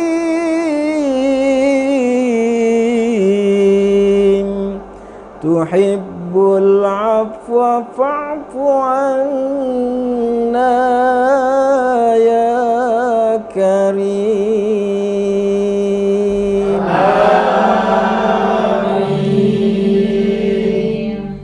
Nashhadu an la ilaha illallah wa nastaghfirullah nas'aluka ridhaka wal jannah wa na'udzubika min sakhatika wan nar. Ashhadu an la ilaha illallah wa nastaghfirullah nas'aluka ridhaka wal jannah wa na'udzubika min sakhatika wan nar. Nashhadu an la ilaha illallah wa nastaghfirullah nas'aluka ridhaka wal jannah wa na'udzubika min sakhatika wan nar. Allahumma innaka afuwun karim tuhibbul afwa fa'fu anna ya karim.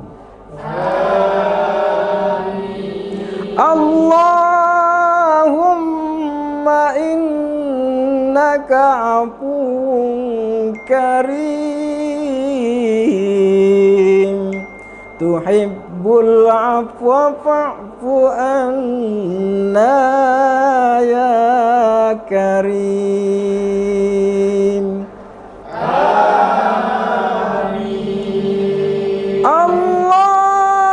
Allahumma innaka afuwun karim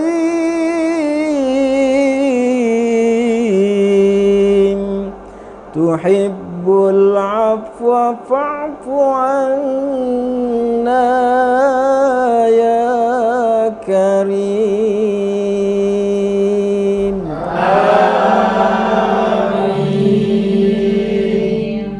Nashhadu an la ilaha illallah wa nastaghfirullah nas'aluka ridhaka wal jannah wa na'udzubika min sakhatika wan nar.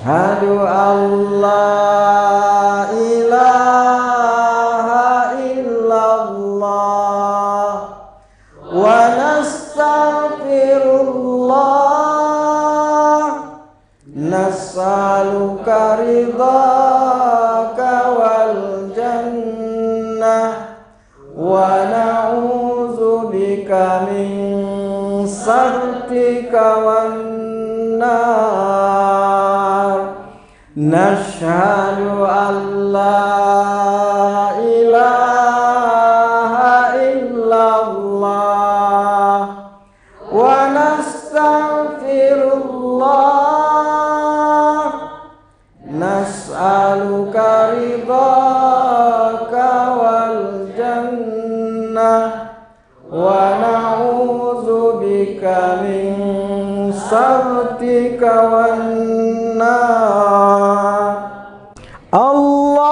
اللهم إنك عفو كريم تحب العفو فاعف عنا يا كريم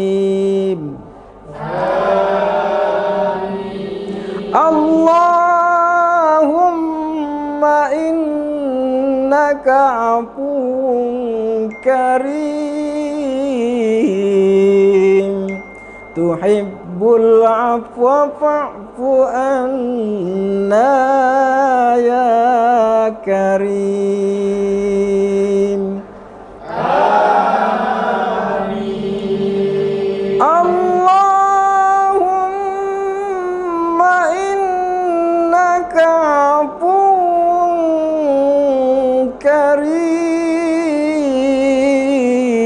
كريم تحب العفو فاعف عنا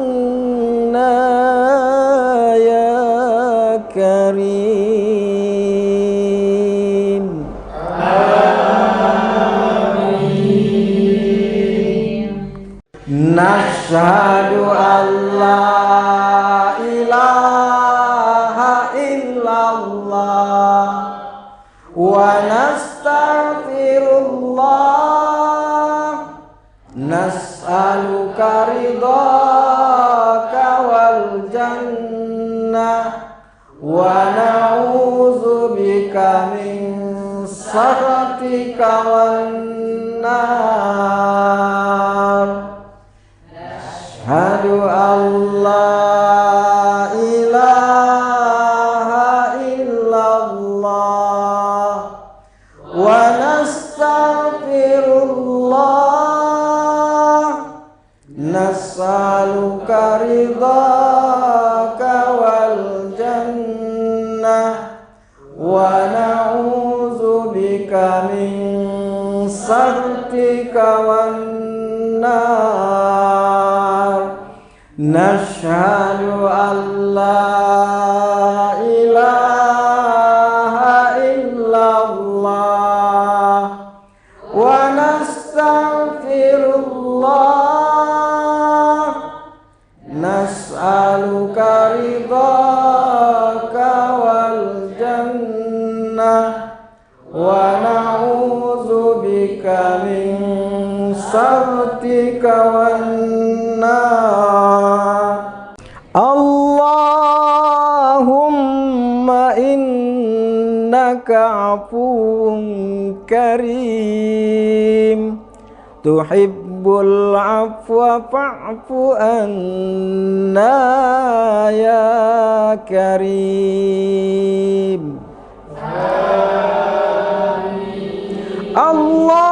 اللهم إنك عفو كريم تحب العفو فاعف عنا يا كريم آمين اللهم إنك عفو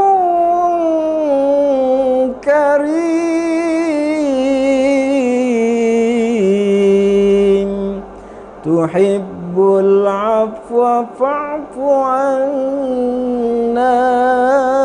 يا كريم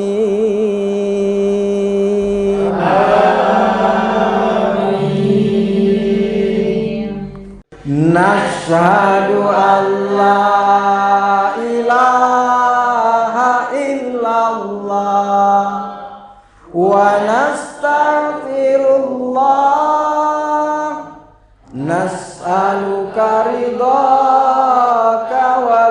jannah wa na'udzu bika min sakhatika wan nar.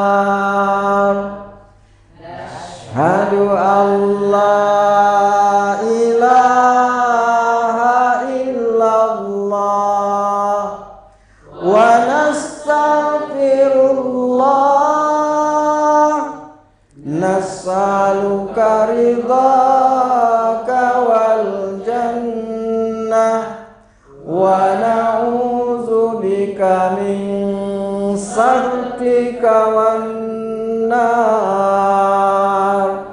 Nashhadu an la ilaha illallah wa nastaghfirullah nas'aluka ridhaka wal jannah wa na'udzu bika min sakhatika wan nar. Allahumma innaka afuwun karim tuhibbul afwa fa'fu anna ya karim. Allahumma innaka afuwun karim tuhibbul afwa fa'fu anna ya karim.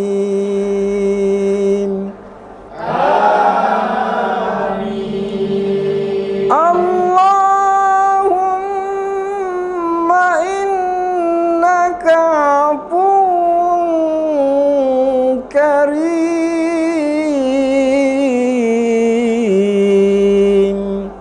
tuhibbul afwa fa'fu anna ya karim.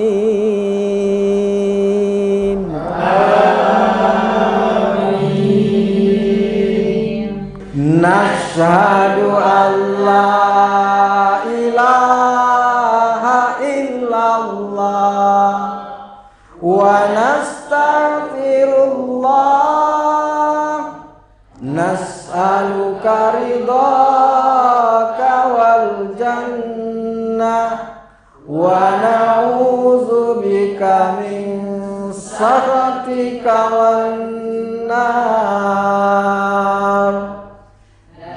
Asyhadu an la ilaha illallah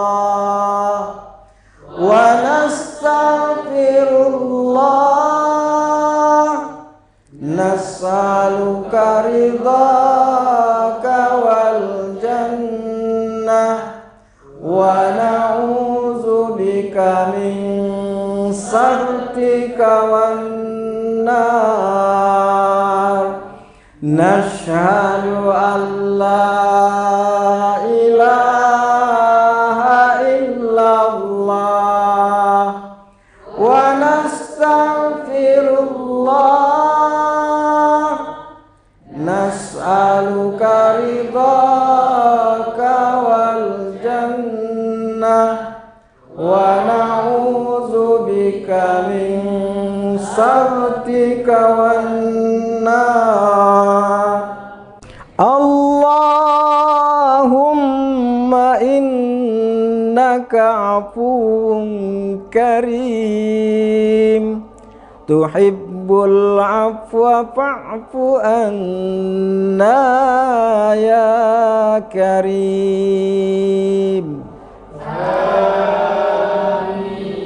Allahumma innaka afuwun karim tuhibbul afwa fa'fu anna ya karim.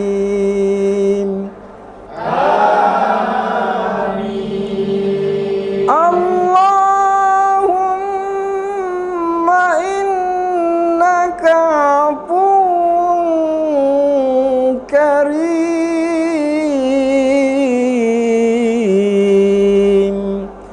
tuhibbul afwa fa'fu anna ya karim.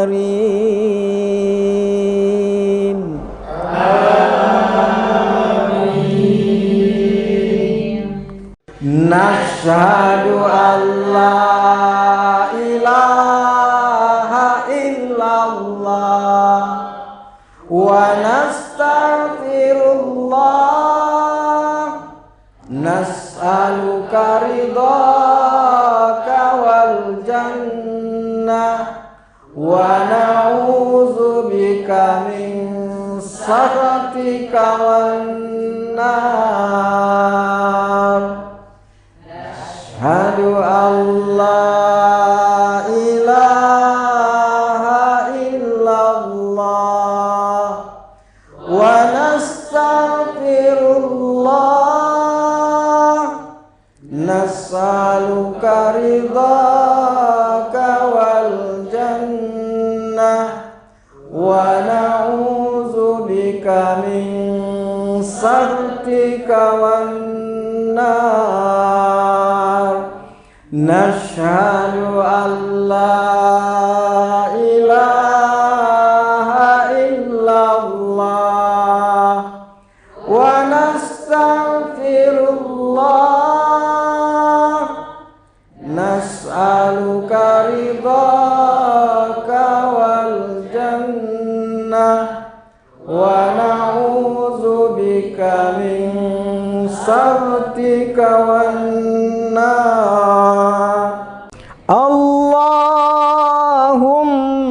innaka afuwun karim, tuhibbul afwa fa'fu anna ya karim. Allahumma innaka afuwun karim, tuhibbul afwa fa'fu anna ya karim. Amin. Allahumma innaka afuwun karim,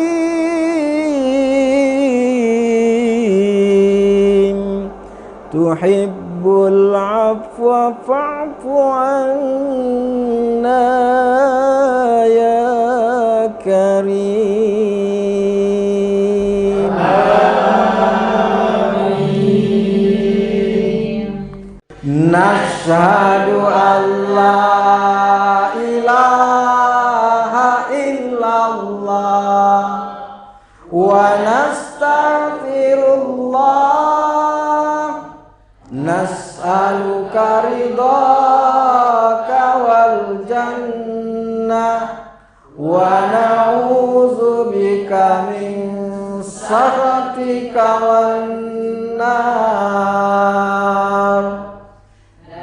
Asyhadu an la ilaha illallah wa nastaghfirullah, nas'aluka ridhaka wal jannah wa na'udzubika min sakhatika wan nar. Nashhadu an la ilaha illallah wa nastaghfirullah, nas'aluka ridhaka wal jannah wa na'udzubika min sakhatika wan nar. Allahumma innaka afuwun karim, tuhibbul tuhibbul afwa fa'fu anna ya karim. Allahumma innaka afuwun karim tuhibbul afwa fa'fu anna. Allahumma laka sumna wa ala rizqika aftarna zahabat dam'u wa batallatil uruq wa thabatal ajru insyaallah. Allahu akbar, Allahu akbar, Allahu akbar,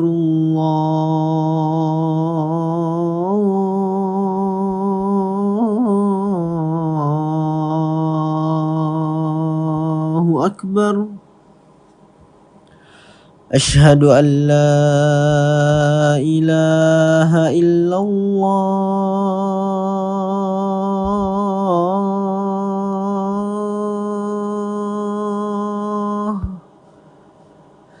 Ashhadu an la ilaha illallah.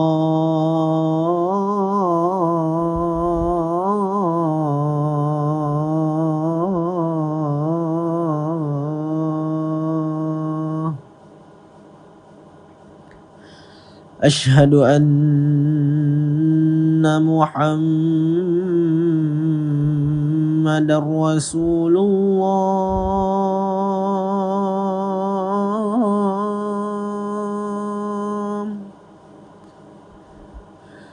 Ashhadu anna Muhammadar Rasulullah.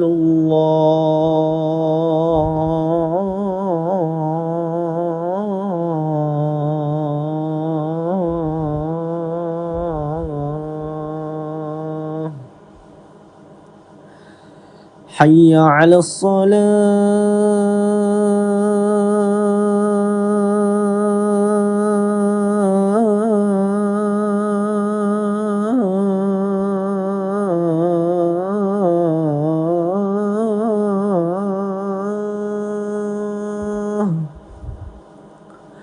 Hayya 'alas salah.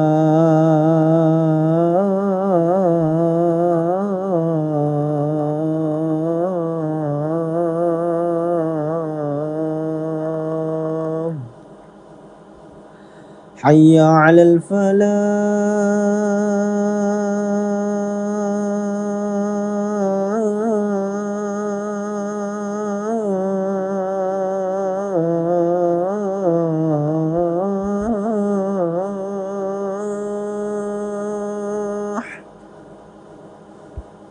Hayya 'alal falah.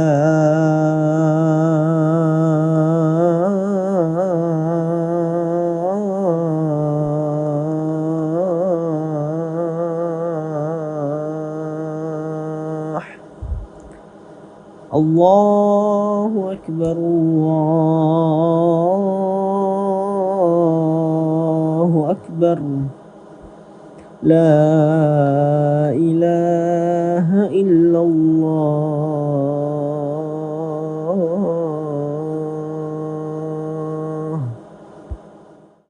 Allahumma rabba hadhihi ad-da'wati at-tammah was-salati al-qa'imah آت محمدا الوسيلة والفضيلة والشرف والدرجة العالية الرفيعة وبعثه مقاما محمودا الذي وعدته إنك لا تخلف الميعاد.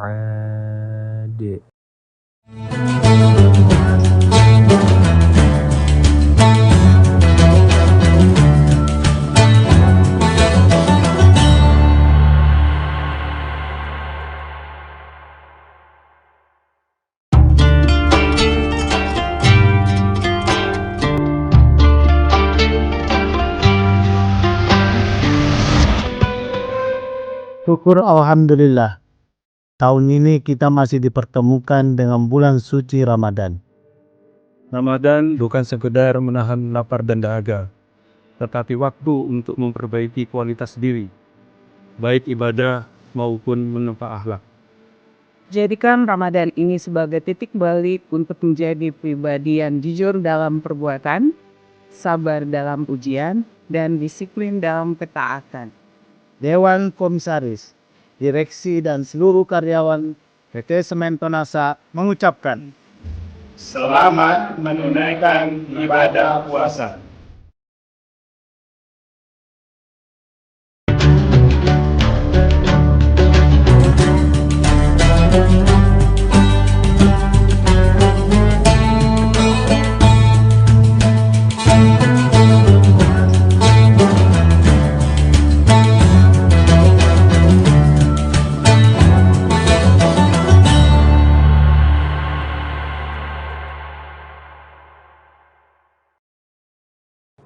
Assalamualaikum warahmatullahi wabarakatuh Tribuners, seperti apa kabar Anda pada puasa hari ini? Senang sekali saya Ilu Devisania tentunya dapat kembali menemani Tribuners kali ini dalam program Syiar Ramadan dengan tema-tema yang selalu menarik setiap harinya. Dan hari ini kita akan membahas terkait dengan kunci sukses Ramadan bersama dengan seorang Ustadz, ada Bapak Kiai Haji Sabarudin LC bersama kita di studio hari ini. Assalamualaikum Pak Ustadz. Waalaikumsalam warahmatullahi wabarakatuh. Baik, kabarnya seperti apa Pak? Alhamdulillah. Alhamdulillah baik. Nah, tema kita pada hari ini adalah kunci sukses Ramadan. Mungkin seperti apa sebenarnya indikator atau tanda bahwa kita ini dikatakan sudah sukses atau berhasil menjalankan ibadah puasa selama bulan suci Ramadan, Pak Ustadz? Silakan. Bismillahirrahmanirrahim. Hamdan wa syukranillah, salatan wa salaman ala rasulillah, amma ba'd. Tribuners yang dimuliakan Allah, tentunya di bulan suci Ramadan itu ada proses yang dilakukan mulai dari input, proses, kemudian output. Diawali dengan panggilan iman. Iman ini sesuatu yang tidak terlihat. Dan hampir semua ibadah yang dijanjikan oleh Allah dengan pahala, maka pahala itu tidak terlihat. Biasanya, sesuatu yang tidak terlihat itu sangat dahsyat.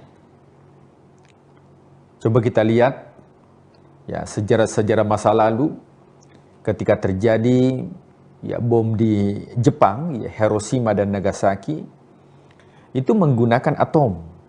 Ya, atom ini tidak terlihat. Nah, masih adakah yang lebih dahsyat daripada atom?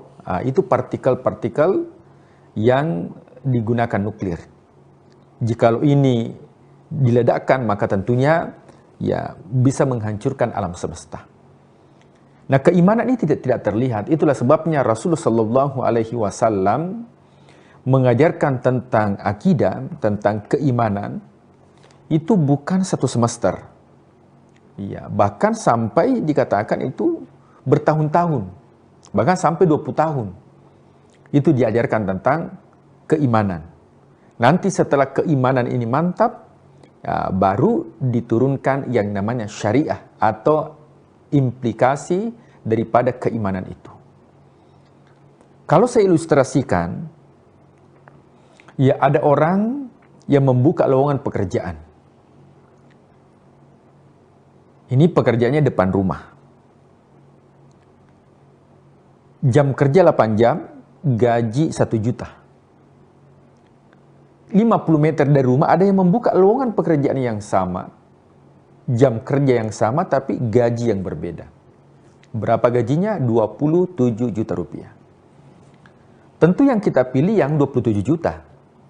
Artinya bahwa dari segi akal, itu cerdas dari segi intelektual. Nah, jika seandainya ada orang yang sholatnya di rumahnya, ya itu dapat 1. Tapi kalau dia datang tarawih yang jarak dari rumahnya mungkin 50 meter, maka dia akan mendapatkan 27. Jika yang 27 yang dilakukan, maka sebenarnya orang tersebut cerdasnya bukan intelektual, tapi itu disebut dengan kecerdasan keimanan atau spiritual. Kenapa? Karena pahala tidak terlihat. Makanya panggilan yang pertama ibadah Ramadan itu adalah panggilan iman. Dan ini adalah inputnya adalah keimanan. Maka semua yang dilakukan itu ya harus dengan niat yang baik dan juga dengan cara yang baik. Kan intinya kalau ibadah itu hanya dua, niat yang baik, kemudian cara yang baik. Niat yang baik tapi cara yang tidak baik, maka tidak akan mendapatkan hasil maksimal. Diibaratkan ada seorang pemuda yang dengan niat untuk menolong kepada seorang nenek tua rentah yang sudah tergopoh-gopoh dengan menggunakan tongkat menyeberang di seberang jalan. Tapi ketika sampai di seberang jalan, maka pemuda ini langsung, ya, karena dia tidak tahu kalau sebenarnya ya nenek tersebut itu baru dia menyeberang, akhirnya ya dia bawa kembali ke tempat semula karena dia tidak tahu. Mungkin niatnya untuk menolong, akan tetapi caranya yang tidak tepat. Nah, sehingga ya konsep untuk keimanan itu adalah apa yang kita niatkan dan juga cara melakukannya itu adalah dengan cara yang baik. Maka kunci kesuksesan di bulan suci Ramadan tentunya dimulai dengan inputnya itulah keimanan. Keimanan kita kepada Allah artinya tujuan ibadah kita itu adalah kepada Tuhan, kepada Allah. Jangan kepada yang lain. Makanya kalau ada orang yang berpuasa, kenapa berpuasa supaya diet? Berarti bukan itu niatnya kepada Allah, tapi kepada fisiknya. Nah, dalam sebuah ungkapan dikatakan, betapa banyak amal yang kecil, tapi besar di sisi Allah, karena yukabbiruhun niyah, karena dibesarkan oleh niat. Tapi betapa banyak amalan yang besar, tapi kecil di sisi Allah, karena yusaggiruhun niyah, karena tergantung niatnya. Golongan yang pertama kali dimasukkan ke dalam neraka itu ya bukan orang yang berdosa. Tapi golongan yang pertama kali yang dicampakkan ke dalam neraka adalah 3 golongan pelaku amal kebaikan. Nah, tentu kita heran Tribuners. Kok bisa pelaku amal kebaikan ini justru pertama kali dimasukkan ke dalam surga? Siapa itu? Yang pertama adalah ahli Al-Quran. Wah, ternyata ahli Al-Quran ini dia mengatakan, ya Tuhan, saya berhak untuk pertama kali dimasukkan ke dalam syurga. Maka Tuhan mengatakan tidak. Engkau tidak berhak masuk ke dalam syurga. Kenapa? Engkau di dunia membacakan Al-Quran bukan untuk mendapatkan ridhoku, tapi untuk hanya mendapatkan prestisi dari manusia, dan engkau sudah dapatkan penghargaan di dunia. Ada ahli sedekah, ya Tuhan, ya saya ini dermawan, saya berhak untuk mendapatkan syurgamu. Tuhan mengatakan tidak. Ya, engkau sudah mendapatkan di dunia karena sesungguhnya engkau berbuat bukan untuk mendapatkan ridhoku, tapi hanya untuk mendapatkan penghargaan sebagai orang yang dermawan. Dan engkau sudah dapatkan di dunia dan diumumkan dengan nama setiap memberikan donasi. Sudah diumumkan dan engkau sudah dapatkan di dunia. Datang orang yang ketiga, ya Tuhan, saya dulu di dunia ini berjihad, pahlawan di jalanmu. Tuhan mengatakan engkau bohong. Sesungguhnya engkau berjuang bukan untuk mendapatkan ridhoku, tapi hanya ingin dikenal sebagai pahlawan dan engkau sudah dapatkan di dunia. Bukan untuk mendapatkan ridhonya Allah. Amalan yang besar itu bisa kecil karena disebabkan niat. Begitu pula sebaliknya ada amalan yang kecil tapi karena niat karena Allah bisa menjadi besar. Tentu kita lihat, ya ada orang, ya seorang wanita yang memberikan makan, yang memberikan minum seekor anjing, dan itu yang memasukkan ke dalam syurga. Amalan yang kecil. Apalagi memberikan makan kepada orang yang berpuasa, amalan yang kecil. Tapi kenapa bisa dimasukkan ke dalam syurga? Karena itu adalah niatnya. Maka tentunya niat kita ini beribadah kepada Tuhan, ya meskipun ada tahapannya. Mungkin yang pertama kita niat melakukan ibadah karena apa? Karena untuk mendapatkan pahala, itu juga benar. Mungkin ada niatnya supaya terbebas dari api neraka, itu juga benar. Tapi level yang paling tertinggi, kita beribadah ini untuk mendapatkan ridhonya Allah. Kenapa? Karena Rasulullah SAW mengatakan, tidak ada seseorang yang dimasukkan ke dalam syurga kecuali dengan tidak dimasukkan ke dalam surga karena amalnya. Maka sahabat bertanya, termasuk Anda ya Rasulullah? Rasul mengatakan, termasuk aku. Illa ayyataghammadani Allahu birahmati, kecuali orang-orang yang mendapatkan rahmatnya Allah. Tapi jangan kita mengatakan tribunusnya bahwa kalau begitu tidak usah beramal. Ya, cukup saja menunggu rahmatnya Allah. Jika demikian, maka sama dengan orang yang memiliki penyakit, akan tetapi tidak mau berobat. Ya, kita ini kalau sakit ya harus berobat ke dokter. Cuma keyakinan kita bukan dokter yang menyembuhkan. Siapa yang menyembuhkan? Allah yang menyembuhkan. Demikian halnya dengan ibadah yang kita lakukan. Ibadah ini adalah sarana untuk mendapatkan rahmatnya Allah. Maka tidaklah benar kalau ada orang yang mendapatkan rahmatnya Allah tapi tidak melakukan fasilitas ibadah. Jadi yang pertama, kunci supaya Ramadan kita ini sukses, dimulai dari input, adalah kita dengan keimanan dan juga tujuan kita adalah Allah Subhanahu wa Ta'ala. Ini ada sebuah kisah yang menarik. Ada seorang santri datang ke rumah seorang kiai. Ketika mengetuk pintu, itu terdengar suara la ilaha illallah, la ilaha illallah, la ilaha illallah. Akhirnya santri ini pulang. Ketika dia pulang, bertemu dengan sang kiai. Ketika bertemu dengan sang kiai, maka santri ini kaget. Kenapa dia kaget? Dia berpikir bahwa yang berzikir di dalam tadi itu sang kiai. Akhirnya diajak masuk. Ketika dia duduk, ya ternyata yang berzikir la ilaha illallah itu adalah seekor burung, ya burung beo, yang sudah 2 tahun dipelihara sang kiai. Setiap dia berzikir itu selalu didengar.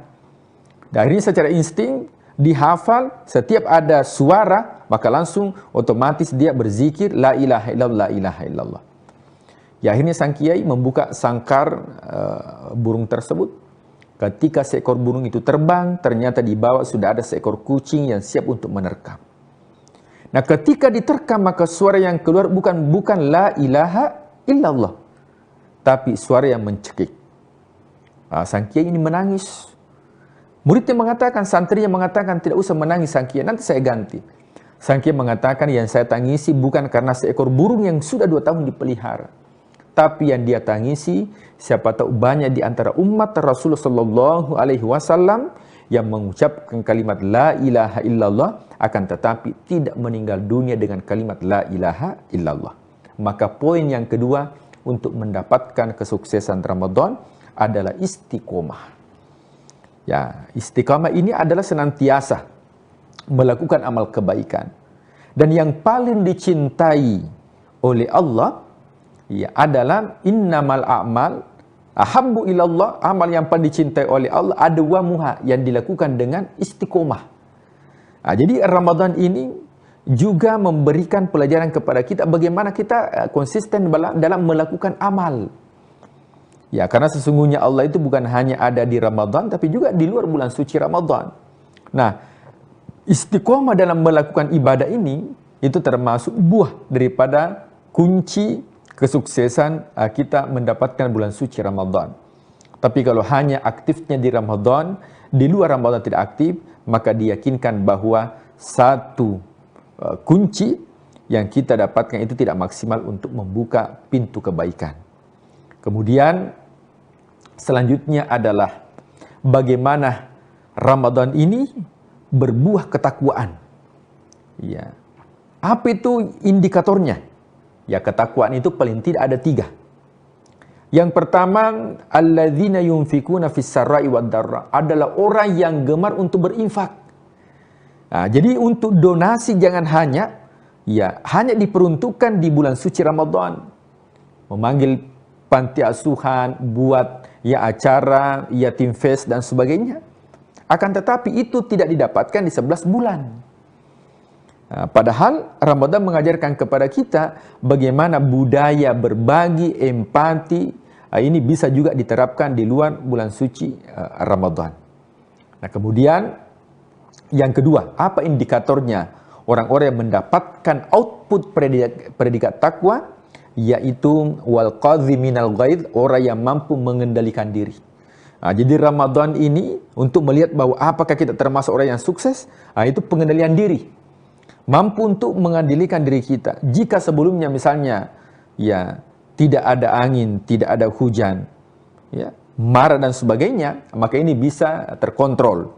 Sehingga betul-betul kita mendapatkan output Ramadan yang disebut dengan nilai-nilai ketakwaan, yang indikatornya yang kedua adalah wal qadziminal ghaidha, orang yang menahan amarah. Kemudian yang ketiga yaitu wal afina 'anin nas, gemar untuk memberikan maaf. Jadi indikator kesuksesan Ramadan adalah orang yang senantiasa saling memaafkan, menebarkan kedamaian. Makanya ada 3 golongan yang dikatakan oleh Rasulullah SAW tidak diterima amal Ramadannya. Di antaranya adalah orang yang masih bertengkar dan bertikai, dan termasuk golongan yang tidak mendapatkan kebaikan yang lebih dari 1000 bulan adalah orang yang bertengkar atau orang yang bertikai. Tribuners yang dimuliakan Allah Subhanahu wa taala, mudah-mudahan kita termasuk golongan yang senantiasa mendapatkan kunci kesuksesan Ramadan tahun ini. Wallahu a'lam bishawab. Ya, baik. Jadi itu yang menjadi perhatian utama bagi kita ya Pak Ustadz ya. Kemudian juga kalau kita lihat bahwa banyak orang ini hanya ramai di bulan suci Ramadan itu di awal-awal, kemudian juga di akhir ini semangatnya kayak sudah menurun begitu Pak Ustadz. Mungkin ada tips yang bisa diberikan? Silakan. Ya, perlu kita pahami bersama bahwa amal ibadah yang kita lakukan itu ada prinsipnya sebenarnya di dalam Al-Quran. Ya, yadhununa annahum mulaqu rabbihim wa annahum ilaihi raji'un. Ini kata kuncinya. Bahwa setiap amal yang dilakukan, yakinkan bahwa itu amal-amal yang terakhir sehingga kita lakukan dengan kualitas yang terbaik. Tidak ada jaminan kita mendapatkan Ramadan berikutnya.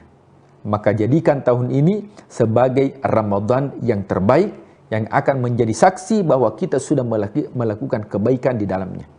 Makanya Umar bin Khattab itu ada prinsipnya, beliau mengatakan, jika melakukan amal dunia, maka yakinlah bahwa seakan-akan engkau hidup selamanya. Supaya apa? Supaya etos kerjanya baik. Tapi kalau melakukan amalan akhirat, yakin bahwa engkau meninggal besoknya. Kalau kita sudah yakin bahwa sebentar ya isya kita wafat, saya yakin bahwa pasti kita tidak tinggalkan masjid kecuali berzikir dan bertaubat.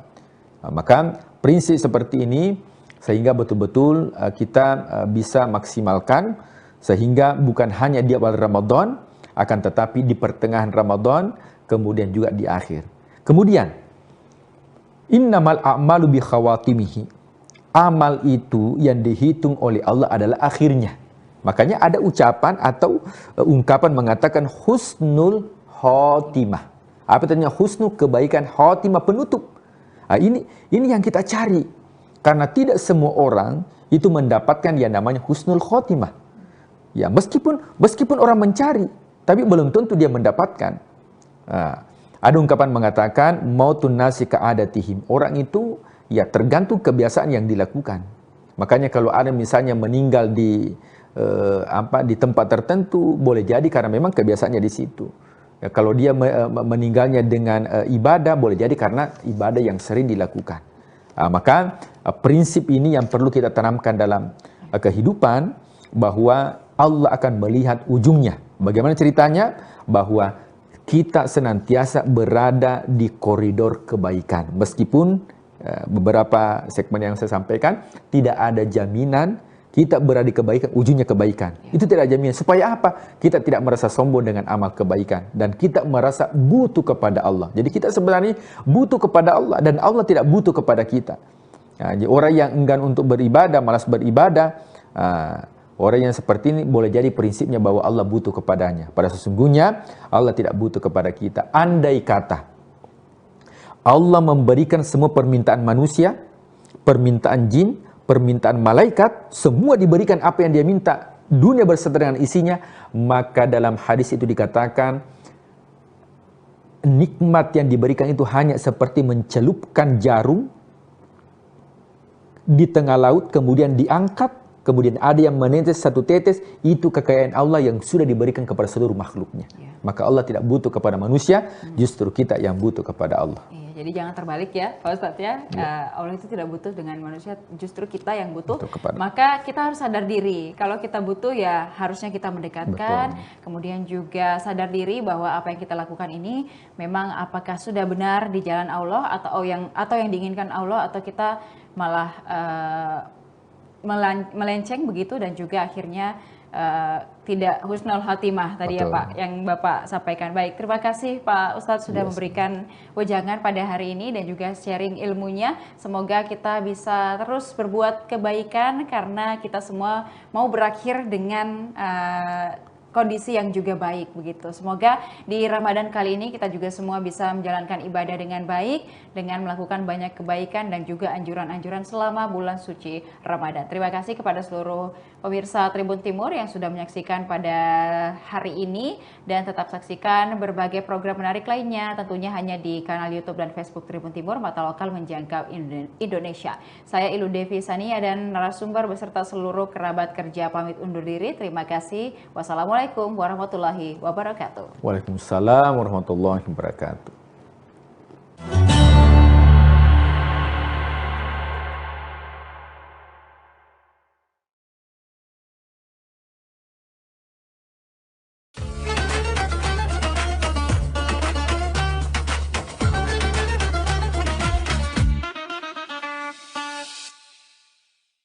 Assalamualaikum warahmatullahi wabarakatuh.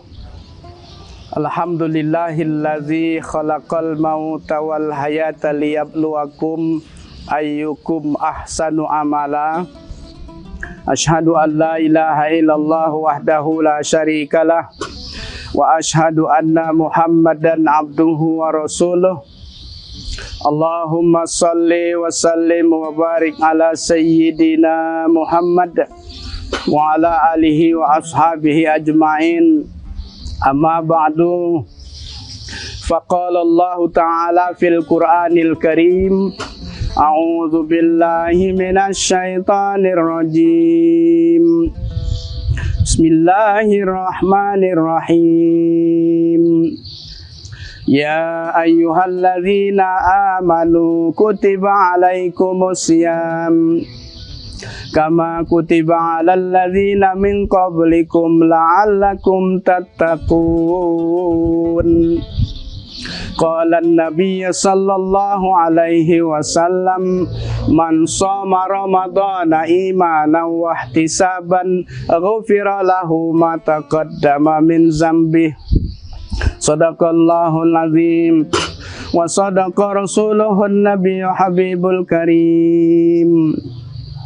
Pergi belanja ke toko Bu Dahlia. Ke toko Bu Dahlia membelilah gula. Alhamdulillah Bapak Ibu Saudara yang berbahagia, kita masih bisa berjumpa dengan bulan Ramadan yang mulia. Alhamdulillah, syukurilah mari senantiasa kita memanjatkan puji syukur kehadirat Allah Subhanahu wa Ta'ala. Hingga saat ini kita masih bisa dipertemukan dengan bulan Ramadan yang mulia, bulan Ramadan yang penuh barokah, bulan Ramadan yang penuh dengan ampunan. Salawat beserta salam mari kita haturkan kepada baginda Rasulullah sallallahu alaihi wasallam, keluarganya, para sahabatnya, serta kita sekalian ila yaumil akhir. Bapak Ibu jemaah sekalian yang dirahmati Allah, alhamdulillah saat ini kita sudah memasuki bulan Ramadan. Pada bulan suci Ramadan ini Allah mewajibkan kepada orang-orang yang beriman untuk melaksanakan ibadah puasa atau saum. Kemudian pada saat ini kita memasuki bulan Ramadan, maka ketika orang-orang bergembira menyambut kedatangan bulan Ramadan, kata Rasulullah, man fariha bidukhul Ramadan haramallahu jasadu ala niran. Barang siapa orang yang bergembira menyambut kedatangan bulan Ramadan, baik ketika Rasulullah menyambut kedatangan bulan Ramadan, Maka orang-orang yang dengan sukacita, orang-orang yang bahagia menyambut bulan Ramadan, kata Rasulullah, "Man fariha bidukhuli Ramadan, harramallahu jasadihi 'alan niran." Barang siapa orang yang bergembira dengan kedatangan bulan Ramadan, maka diharamkan jasadnya dari api neraka. Lalu Rasulullah menggambarkan keistimewaan dalam bulan Ramadan. Dalam hadisnya, "Qad ja'akum syahrul ramadana syahrun mubarak, kataballahu alaikum siyamahu fihi tuftahu abwabul jinan wa tughlaqu abwabul jahim wa tughallu fihi syayatin fihi lailatum min khairum min alfi syahr man hurima khairuha faqad hurim." Artinya, sesungguhnya telah datang kepadamu bulan Ramadan, bulan yang penuh barokah. Pada bulan itu dibuka lebar-lebar pintu surga, ditutup rapat-rapat pintu neraka, wa tughallu fihi syayatin, dan dibelenggu segala setan. Dan pada bulan itu ada satu malam yang lebih mulia dari 1000 bulan. Barang siapa yang dipertemukan dengan kebahagiaan pada malam itu, maka sesungguhnya dia dijauhkan dari kejelekan. Hadis riwayat Ahmad dan Nasai. Bapak, Ibu, saudara-saudara yang berbahagia, esensi puasa itu sebenarnya adalah bukan hanya menahan lapar dan dahaga saja. Sebagaimana jauh hari diingatkan Rasulullah, "Kam min shaimin laisa lahu min siyami ilal ju' wal atas." Kata Rasulullah, berapa banyak orang yang berpuasa tidak memperoleh apa-apa kecuali lapar dan dahaga saja. Maka Imam Al-Ghazali dalam kitab Ihya Ulumuddin membagi kriteria orang yang berpuasa. Maka dibagi dalam ketiga kelompok. Kelompok pertama, kata Imam Al-Ghazali, disebut dengan saumul umum atau saumul am, yaitu puasa kebanyakan orang yang hanya tidak makan, tidak minum, tidak berhubungan suami istri di siang hari, dari terbit fajar sampai terbenam matahari, dari hal-hal yang membatalkan puasa. Lalu kata Imam Al-Ghazali, ada lagi tingkatan yang kedua yang dikatakan saumul khusus, yaitu puasanya orang-orang khusus. Apa maksudnya? Puasa tingkat ini agak lebih tinggi dari tingkat yang pertama, karena selain dia menahan lapar dan dahaga, berhubungan suami istri, anggota tubuh juga ikut berpuasa. Kata Imam Al-Ghazali, ada 8 anggota tubuh yang harus kita jaga. Yang pertama adalah kedua kaki. Ketika orang berpuasa, menjaga kedua kakinya untuk tidak berjalan menuju ke tempat-tempat maksiat. Selain kedua kaki, kata Imam Al-Ghazali, yang perlu dijaga adalah kedua tangan. Tangan ini supaya dijaga tidak mengganggu orang lain, tidak menyakiti orang lain, dan tidak mengambil hak milik orang lain. Yang ketiga yang perlu dijaga, kata Imam Al-Ghazali, ketika orang berpuasa, kedua mata, untuk tidak melihat hal-hal yang tidak bermanfaat, atau melihat hal-hal yang menimbulkan birahi, pornografi, dan sebagainya. Selain kedua mata, kata Imam Al-Ghazali, yang perlu dijaga kedua telinga, agar tidak mendengarkan hal-hal yang sia-sia, hal-hal yang tidak bermanfaat, mendengarkan orang-orang berkelahi yang tidak ada manfaatnya. Kemudian setelah kedua telinga, hidung juga perlu dijaga agar tidak kemasukan hal-hal yang bisa membatalkan puasa, atau tidak menggunakan penciumannya yang dilarang oleh agama. Setelah hidung, maka yang perlu dijaga, kata Imam Al-Ghazali, mulut. Mulut ini kita lihat berapa banyak orang yang sanggup menahan makan dan minum, tapi tidak bisa menjaga mulutnya, tidak sanggup menjaga mulutnya untuk tidak menceritakan kejelekan-kejelekan orang lain, tidak membuat berita-berita hoax, atau memfitnah, menggunjing, dan sebagainya. Maka ketika orang puasa, mulut juga perlu dijaga. Selain mulut, kata Imam Al-Ghazali, perut kita ini perlu dijaga dari makanan-makanan yang haram, atau dari hal-hal yang subhat yang penuh keraguan-raguan. Lalu yang kedelapan, hal yang perlu dijaga, kata Imam Al-Ghazali, adalah farji, kemaluan ini, untuk tidak berhubungan suami istri di siang hari, atau digunakan untuk perzinahan-perzinahan. Bapak Ibu, saudara-saudaraku yang berbahagia, maka dapatlah kita kesimpulan esensi puasa itu bukan hanya menahan lapar dan dahaga saja, tapi bagaimana juga anggota tubuh kita bisa berpuasa. Dan mudah-mudahan nanti bahwa puasa kita ini bermakna, puasa kita mendapat predikat la'allakum tattaqun, menjadi orang-orang yang bertakwa. Maka mudah-mudahan nanti ketika 1 Syawal finalnya kita, kata Rasulullah, man shoma ramadhana imanan wa ihtisaban ghufira lahu ma taqaddama min dzambih. Barang siapa yang berpuasa di bulan Ramadan, kata Rasulullah, karena penuh keimanan, kemudian karena mengharap pahala dari Allah, maka akan diampuni seluruh dosanya. Sehingga ketika 1 Syawal kita bersih seperti bayi yang baru dilahirkan dari perut ibunya. Mudah-mudahan puasa kita cukup. Mudah-mudahan Allah berikan kesehatan kepada kita semua, sehingga kita dapat melaksanakan ibadah ini dengan baik, dengan sempurna. Dapatlah kita titel yang disebut dengan la'allakum tattaqun, menjadi orang-orang yang bertakwa. Jalan-jalan ke rumah Pak Yunan, jangan lupa membawa ikan. Kalau ada kata-kata yang kurang berkenan, mohonlah saya dimaafkan. Putih berseri, bunga melati putih berseri, melati tumbuh dekatlah perigi. Saya Haji Zahirin mohon undur diri. Semoga ada lain waktu kita bisa berjumpa lagi. Mohon maaf. Wallahul muwaffiq ila aqwamit thoriq. Wassalamualaikum warahmatullahi wabarakatuh. Download Tribun X sekarang. Menghadirkan lokal menjadi Indonesia.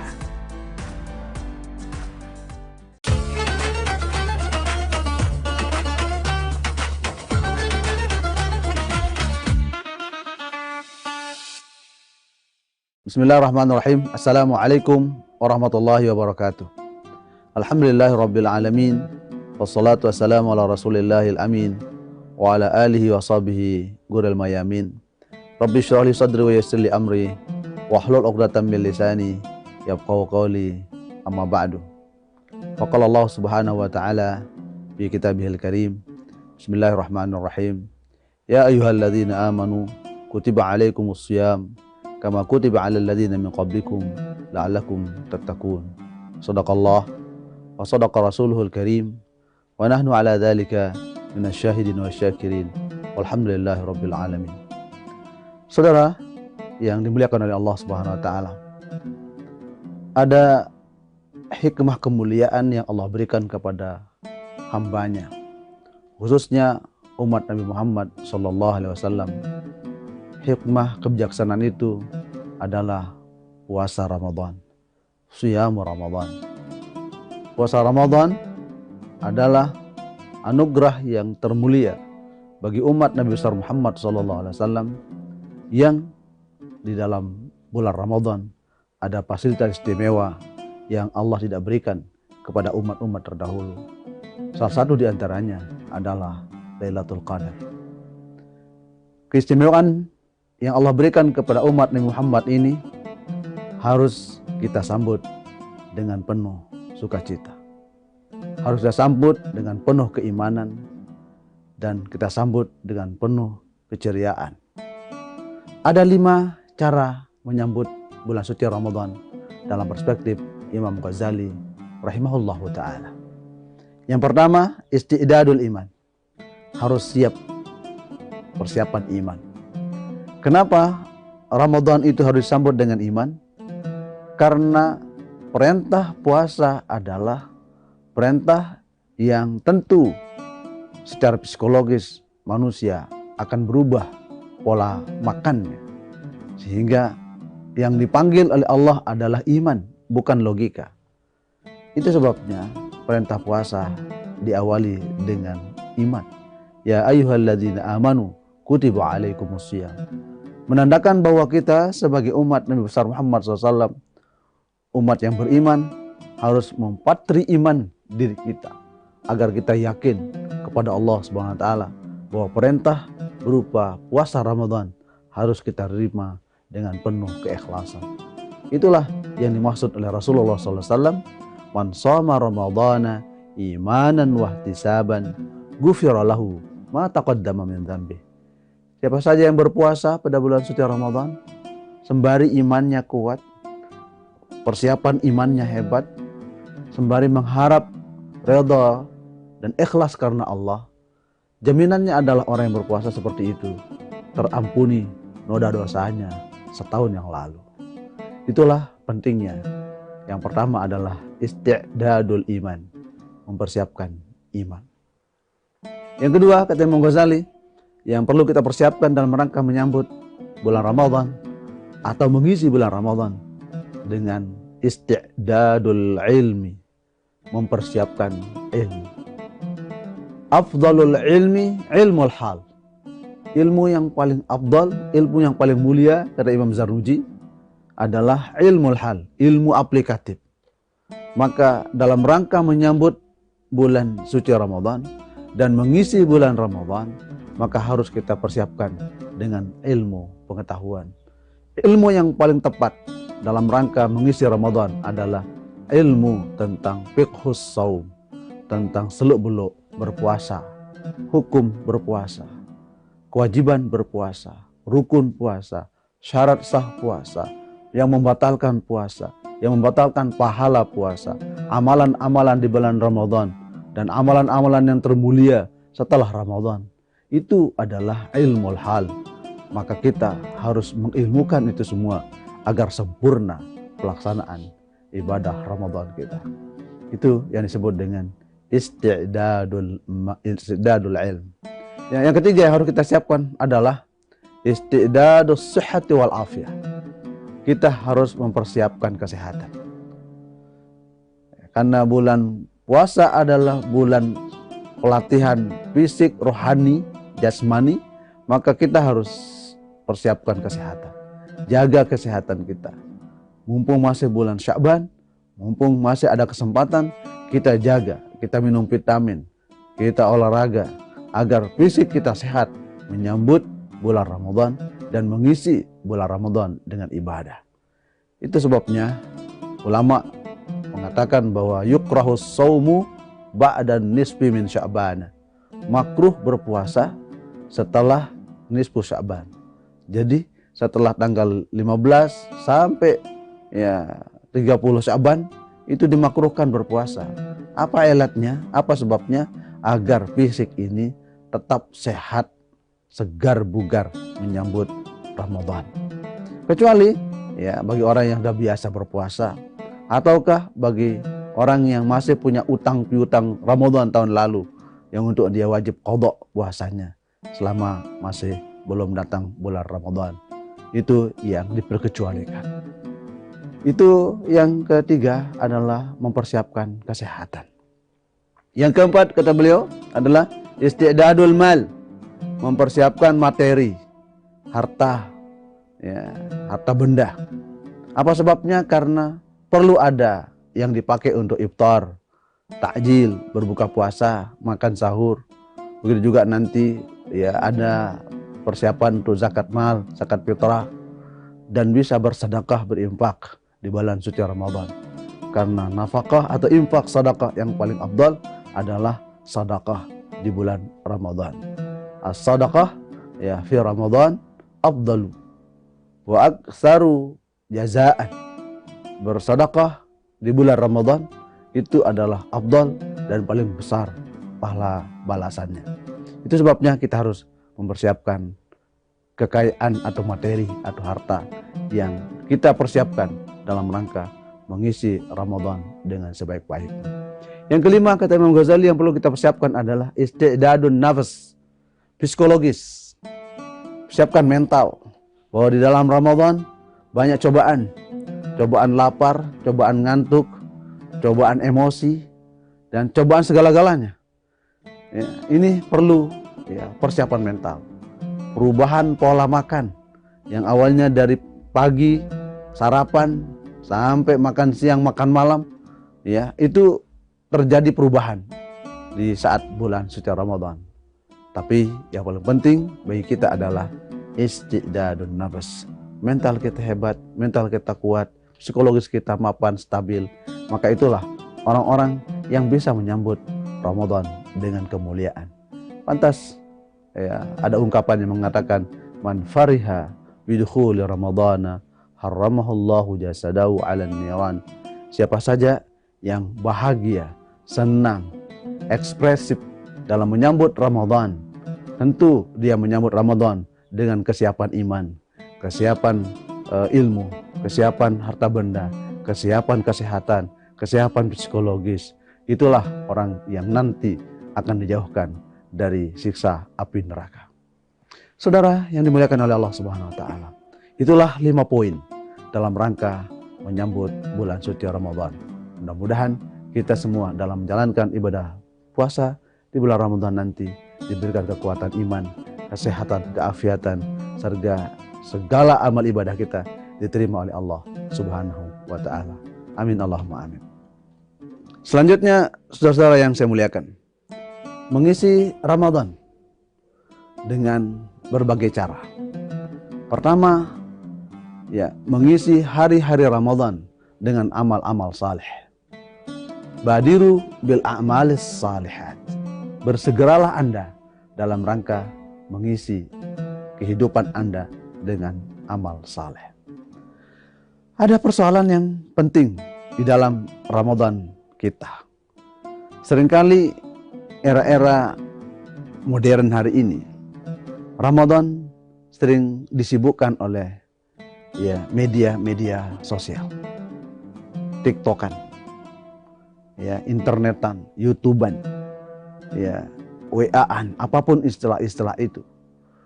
Apakah itu bisa mengganggu kenyamanan, kehusuan ibadah kita, khususnya di bulan suci Ramadan? Ada pandangan yang mengatakan adalah al-maqasid ala hukmil wasail, atau al-wasailu ala hukmil maqasid. Sarana, prasarana itu atau wasilah, perantara, tergantung pada orientasi dan tujuannya. Gadget seringkali melalaikan kita dalam beribadah. Gadget juga seringkali juga mengingatkan kita untuk beribadah. Dua sisi ini harus kita pandang secara positif. Bahwa bergadget ria di bulan Ramadan apakah mengurangi pahala puasa Ramadan? Tentu perlu dianalisa konten yang ada pada gadget kita.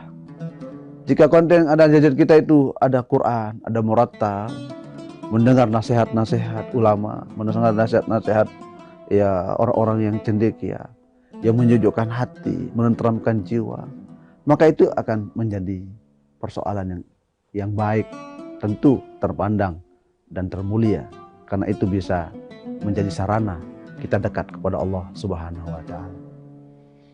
Sebaliknya, jika gadget itu melalaikan kita kepada Allah, ya, melihat hal-hal yang dilarang ya oleh Allah, ya, ada foto-foto yang seronok yang tidak cocok, tidak sesuai dengan kode etik agama, itu bisa mengurangi, bahkan bisa membatalkan pahala puasa. Karena bisa pahala puasa batal, ya, disebabkan karena kita tidak bisa ghaddul basar, menahan pandangan, ya, tidak bisa nahan tangan untuk menyebarkan hoax-hoax, berita-berita bohong. Itu semua bisa membatalkan pahala puasa kita. Tapi jika tangan ini terampil kreatif, menulis nasihat-nasihat, kemudian kita kirim di IG, kita kirim di TikTok, kita kirim di YouTube, kita kirim di medsos, itu akan menjadi amal saleh yang bisa menjadi sarana introspeksi bagi diri kita dan orang lain. Itulah yang dimaksud oleh Allah dalam Al-Quran. Wa tawassaw bil haqq wa tawassaw bis sabr. Saling menasihati dalam kebenaran, kebaikan, kesalahan, dan terus saling menasihati dalam aspek-aspek kesabaran dan ketahanan, resiliensi diri kita terhadap problematik kehidupan. Saudara yang dimuliakan oleh Allah Subhanahu wa taala, maka implikatif dari persoalan-persoalan kontemporer ini bisa dilihat pada dua ranah. Pertama adalah ranah normatif, bahwa orang-orang yang melakukan amal kebaikan melalui media sosial, sesungguhnya itu adalah jejak digital sosial yang akan terus diunduh, akan terus dibaca oleh semua orang. maka sampaikanlah pesan-pesan yang mulia. Sampaikanlah pesan-pesan yang dapat menggugah orang menuju kebaikan dan kebenaran. Itulah esensi kita dalam bermedia sosial. Jejak digital ini akan menjadi sesuatu yang abadi jika itu berpengaruh kepada persoalan-persoalan sosial. Maka inilah yang disebut dalam Al-Quran, "Fama ya'mal mithqala dzarratin khairan yarahu." Siapa saja yang melakukan kebaikan sekecil biji sawi seperti kuman pun dia akan lihat. Sekarang kita lihat jejak digital sekarang ini. Yang bertahun-tahun itu bisa dilihat hari ini. Kenapa? Karena itulah kecanggihan. Maka tanamkanlah hal-hal kebaikan untuk dikenang oleh generasi-generasi yang akan datang. Wa may ya'mal mithqala dzarratin syarran yarahu. Begitu juga jika jejak-jejak digital negatif yang ditinggalkan pasti akan terlihat. Nah, inilah pentingnya filterisasi. Agama hadir untuk memfilter generasi-generasi anak bangsa agar tetap pada ranah keimanan, ketakwaan, dan memiliki dimensi kesalehan personal dan kesalehan sosial. Saudara yang dimuliakan oleh Allah Subhanahu wa taala. Upaya kita sesungguhnya dalam melakukan filterisasi generasi muda dari persoalan-persoalan jejak ini. Di dalam kitab Ta'lim wa Ta'lim secara sederhana, Imam Zarnuji memberikan gambaran bahwa yang paling penting di dalam melakukan pendidikan terhadap anak itu adalah pertama at-ta'dib. Ajarkan adab sopan santun kepada anak. At-ta'dib adalah sebuah upaya kita memfilter generasi-generasi kita agar tidak terlarut dengan media sosial. Seringkali kecanduan media sosial itu menjadi perusak intelektual anak. Pembiasaan yang harus dilakukan selama Ramadan, karena Ramadan adalah madrasah. Ramadan adalah madrasah tarbawiyah, wadah untuk melakukan kaderisasi dan pendidikan kepada anak-anak kita. Maka paling hebat bagi kita adalah mampu memanage, mampu mengatur ritme pendidikan anak-anak kita. Di mana Ramadan sebagai madrasah, sebagai universitas yang tempat mendidik anak-anak generasi yang nantinya keluar menjadi sarjana yang disebut dalam Al-Quran adalah la'allakum tattaqun. Inilah salah satu tindakan preventif kita dalam menjaga psikologis, mentalitas anak kita yang sehari-hari bergumul dengan dunia digital atau gadget. Ini yang pertama, cara memfilter generasi muda dari kecanduan terhadap elektronik atau media-media sosial. Yang kedua adalah at-ta'mik, berusaha memberikan internalisasi terhadap ajaran-ajaran agama. Pendekatan yang paling penting bagi orang tua adalah pendidikan hati ke hati, dari hati ke hati. Yang istilahnya Menteri Agama dengan kurikulum cinta. Bagaimana mahabbatul walid lil walad, kecintaan orang tua kepada anak itu tercurahkan dengan bil lutf, dengan tutur kata yang lembut, nasihat dengan nasihat yang mulia, nasihat dengan yang hadir dari hati sucinya orang tua ibu bapak. Maka itu akan punya asar, punya dampak, punya pengaruh terhadap psikologi anak kita, psikologi anak muda jika dinasihati dengan cara yang baik. Quran sudah memberikan model pendekatan yang hebat, adalah pendekatan yang sifatnya approach, pendekatan yang luar biasa, yang humanis. Quran katakan dalam Al-Quran, Allah mengatakan dalam Al-Quran, "Fabima rahmatin minallahi linta lahum, walau kunta fadhan ghalidhal qalbi lam faddu min haulik." Al-ayah. Dengan sebab rahmat Allah, maka lakukanlah sikap-sikap humanis kepada mereka. Jika Anda melakukan sikap yang keras kepada mereka, yang sikap radikal, ekstrim, atau menjudgment kepada mereka, bukan mereka akan dekat kepada Anda, tapi mereka menjauh. Itu teori konstruktif yang luar biasa dari Al-Quran tentang bagaimana mengayomi masyarakat, mengayomi anak muda, mengayomi peserta didik dengan penuh kecintaan, kelemah lembutan. Quran ini menggambarkan tentang bagaimana humanitas itu, sisi-sisi manusia harus dilekatkan dalam psikologis anak remaja. Ini yang kedua. Yang ketiga adalah at-tarkis.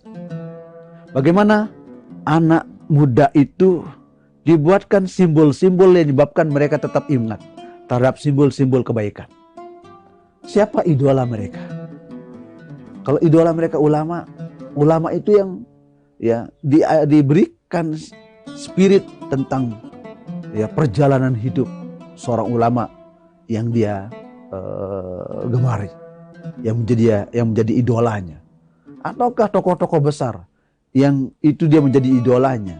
Tak masalah kita jelaskan kepada mereka perjalanan hidup spiritual, perjalanan intelektualnya, perjalanan sosialnya, agar itu menjadi inspiratif bagi mereka.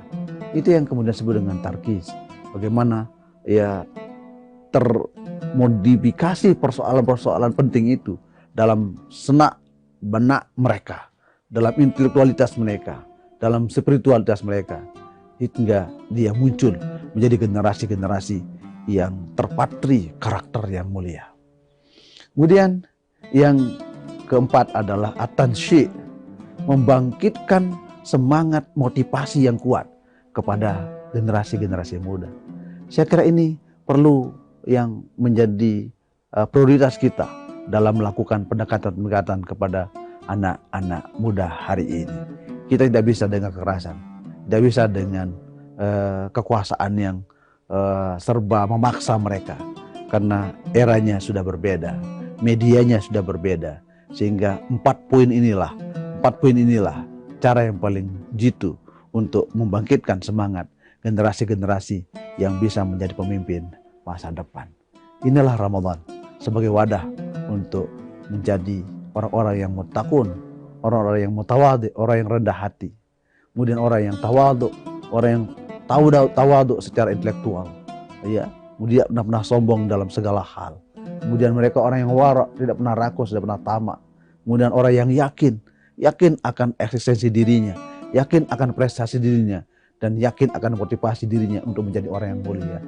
Kemudian itulah orang-orang yang digambarkan dalam Al-Quran dengan orang yang al-faizun, orang yang beruntung dunia wal akhirah. Amin, Allahumma amin. Saya kira demikian pandangan saya tentang bagaimana Ramadan sesungguhnya, bagaimana mengisi Ramadan dengan sebaik-baiknya, dan bagaimana caranya kita menjaga generasi-generasi muda ini agar terus terkontrol intelektualnya, terjaga imannya, dan terus menjadi generasi yang sukses di masa-masa yang akan datang. Demikian, hadanallahu wa iyyakum ajma'in. Allahumma waffiq wal hadi ila sabilir rasyad. Wassalamualaikum warahmatullahi wabarakatuh. Download Tribun X sekarang. Menghadirkan lokal menjadi Indonesia.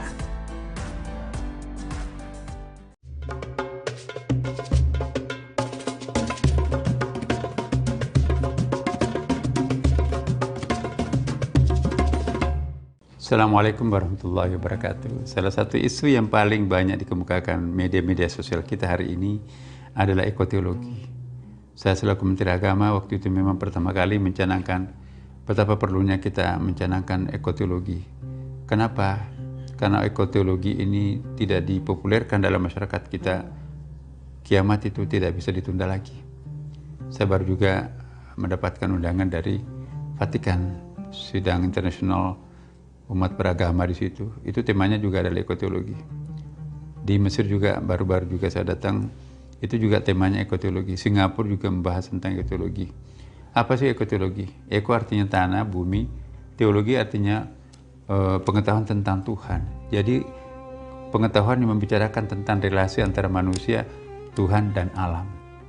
Keserasian 3 dimensi ini, 3 aspek ini, manusia, alam, dan Tuhan, kalau ini gagal disinergikan, maka di situ problem besar akan muncul. Maka di sinilah perlunya kita memberikan penyadaran masyarakat tentang ekoteologi. Puasa ini adalah suatu bentuk pembelajaran ekoteologi. Ya, tidak ada bahasa yang paling efektif untuk bisa menjinakkan pikiran manusia untuk tidak merusak alam selain bahasa agama. Terbukti menurut para peneliti, bahasa hukum, bahasa birokrasi, bahasa politik, dan bahasa pemerintah tidak terlalu efektif untuk membuat jerah manusia untuk merusak alam. Tapi bahasa agama lah yang paling efektif untuk membuat manusia itu sadar betapa pentingnya memelihara alam. Agama misalnya dalam Islam mengatakan seandainya besok ini pasti dunia ini kiamat, tetaplah kalian menanam pohon. Begitu pentingnya menanam. Ya. Kita tidak boleh menebang pohon tanpa alasan. Kita nggak boleh menyembelih tanpa alasan. Dan dalam menyembelih dan menebang itu harus membaca basmalah. Apa artinya basmalah? Bismillahirrahmanirrahim. Terima kasih. Assalamualaikum warahmatullahi wabarakatuh.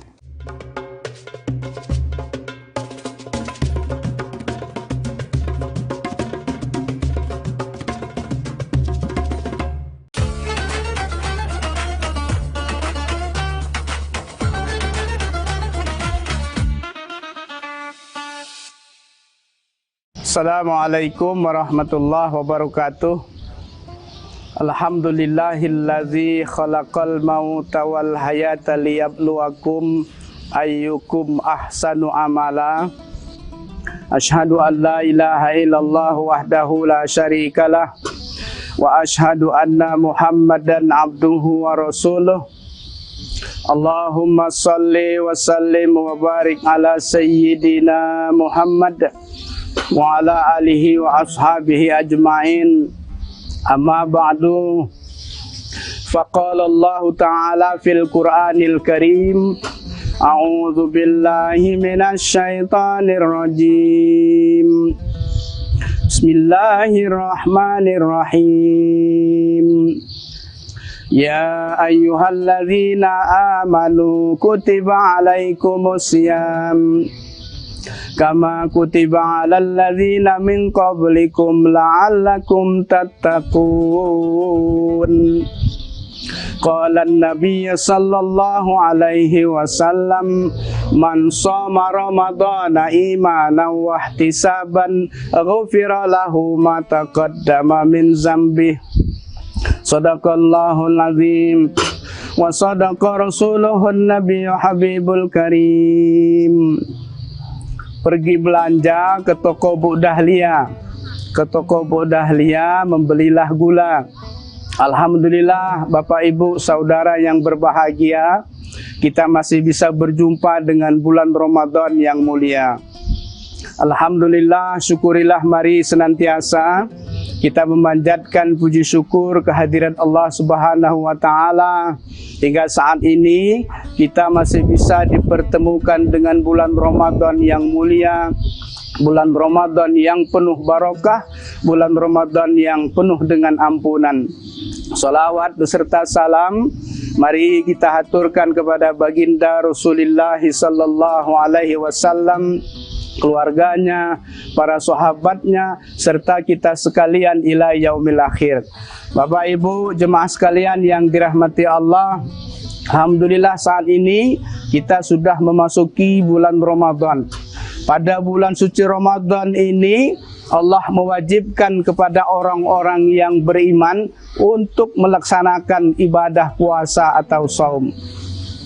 Kemudian pada saat ini kita memasuki bulan Ramadan, maka ketika orang-orang bergembira menyambut kedatangan bulan Ramadan, kata Rasulullah, man fariha bidukhul Ramadan haramallahu jasadu ala niran. Barang siapa orang yang bergembira menyambut kedatangan bulan Ramadan, baik ketika Rasulullah menyambut kedatangan bulan Ramadan, maka orang-orang yang dengan sukacita, orang-orang yang bahagia menyambut bulan Ramadan, kata Rasulullah, man fariha bidukhuli Ramadan haramallahu jasadihi ala niran. Barang siapa orang yang bergembira dengan kedatangan bulan Ramadan, maka diharamkan jasadnya dari api neraka.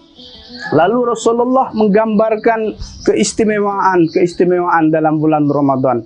Dalam hadisnya, qad ja'akum syahrul ramadhana syahrun mubarak kataballahu alaikum siyamahu fihi tuftahu abwabul jinan. wa tughlaqu abwabul jahim wa tughallu fihi syayatin fihi lailatum min khairum min alfisah man hurima khairuha faqad hurim. Artinya, sesungguhnya telah datang kepadamu bulan Ramadan, bulan yang penuh barokah. Pada bulan itu dibuka lebar-lebar pintu surga, ditutup rapat-rapat pintu neraka, wa tughallu fihi syayatin, dan dibelenggu segala setan. Dan pada bulan itu ada satu malam yang lebih mulia dari 1000 bulan. Barang siapa yang dipertemukan dengan kebahagiaan pada malam itu, maka sesungguhnya dia dijauhkan dari kejelekan. Hadis riwayat Ahmad dan Nasai. Bapak Ibu saudara-saudara yang berbahagia, esensi puasa itu sebenarnya adalah bukan hanya menahan lapar dan dahaga saja. Sebagaimana jauh hari diingatkan Rasulullah, kam min shaimin laisa lahu min siyami ilal ju' wal atas. Kata Rasulullah, berapa banyak orang yang berpuasa tidak memperoleh apa-apa kecuali lapar dan dahaga saja. Maka Imam Al-Ghazali dalam kitab Ihya Ulumuddin membagi kriteria orang yang berpuasa. Maka dibagi dalam ketiga kelompok. Kelompok pertama, kata Imam Al-Ghazali, disebut dengan saumul umum atau saumul am, yaitu puasa kebanyakan orang yang hanya tidak makan, tidak minum, tidak berhubungan suami istri di siang hari, dari terbit fajar sampai terbenam matahari, dari hal-hal yang membatalkan puasa. Lalu kata Imam Al-Ghazali, ada lagi tingkatan yang kedua yang dikatakan saumul khusus, yaitu puasanya orang-orang khusus. Apa maksudnya? Puasa tingkat ini agak lebih tinggi dari tingkat yang pertama, karena selain dia menahan lapar dan dahaga, berhubungan suami istri, anggota tubuh juga ikut berpuasa. Kata Imam Al-Ghazali, ada 8 anggota tubuh yang harus kita jaga. Yang pertama adalah kedua kaki. Ketika orang berpuasa, menjaga kedua kakinya untuk tidak berjalan menuju ke tempat-tempat maksiat. Selain kedua kaki, kata Imam Al-Ghazali, yang perlu dijaga adalah kedua tangan. Tangan ini supaya dijaga tidak mengganggu orang lain, tidak menyakiti orang lain, dan tidak mengambil hak milik orang lain. Yang ketiga yang perlu dijaga, kata Imam Al-Ghazali, ketika orang berpuasa, kedua mata, untuk tidak melihat hal-hal yang tidak bermanfaat, atau melihat hal-hal yang menimbulkan birahi, pornografi, dan sebagainya. Selain kedua mata, kata Imam Al-Ghazali, yang perlu dijaga kedua telinga, agar tidak mendengarkan hal-hal yang sia-sia, hal-hal yang tidak bermanfaat, mendengarkan orang-orang berkelahi yang tidak ada manfaatnya. Kemudian setelah kedua telinga, hidung juga perlu dijaga agar tidak kemasukan hal-hal yang bisa membatalkan puasa, atau tidak menggunakan penciumannya yang dilarang oleh agama. Setelah hidung, maka yang perlu dijaga, kata Imam Al-Ghazali, mulut. Mulut ini kita lihat berapa banyak orang yang sanggup menahan makan dan minum, tapi tidak bisa menjaga mulutnya, tidak sanggup menjaga mulutnya untuk tidak menceritakan kejelekan-kejelekan orang lain, tidak membuat berita-berita hoax, atau memfitnah, menggunjing, dan sebagainya. Maka ketika orang puasa, mulut juga perlu dijaga. Selain mulut, kata Imam Al-Ghazali, perut kita ini perlu dijaga dari makanan-makanan yang haram, atau dari hal-hal yang subhat yang penuh keraguan-raguan. Lalu yang kedelapan, hal yang perlu dijaga, kata Imam Al-Ghazali, adalah farji, kemaluan ini, untuk tidak berhubungan suami istri di siang hari, atau digunakan untuk perzinahan. Bapak Ibu, saudara-saudaraku yang berbahagia, maka dapatlah kita kesimpulan, esensi puasa itu bukan hanya menahan lapar dan dahaga saja, tapi bagaimana juga anggota tubuh kita bisa berpuasa. Dan mudah-mudahan nanti bahwa puasa kita ini bermakna, puasa kita mendapat predikat la'allakum tattaqun, menjadi orang-orang yang bertakwa. Maka mudah-mudahan nanti ketika 1 Syawal finalnya kita, kata Rasulullah, man shoma ramadhana imanan wa ihtisaban ghufira lahu ma taqaddama min dzambih. Barang siapa yang berpuasa di bulan Ramadan, kata Rasulullah, karena penuh keimanan, kemudian karena mengharap pahala dari Allah, maka akan diampuni seluruh dosanya, sehingga ketika 1 Syawal kita bersih seperti bayi yang baru dilahirkan dari perut ibunya. Mudah-mudahan puasa kita cukup. Mudah-mudahan Allah berikan kesehatan kepada kita semua, sehingga kita dapat melaksanakan ibadah ini dengan baik, dengan sempurna. Dapatlah kita titel yang disebut dengan la'allakum tattaqun, menjadi orang-orang yang bertakwa. Jalan-jalan ke rumah Pak Yunan, jangan lupa membawa ikan. Kalau ada kata-kata yang kurang berkenan, mohonlah saya dimaafkan.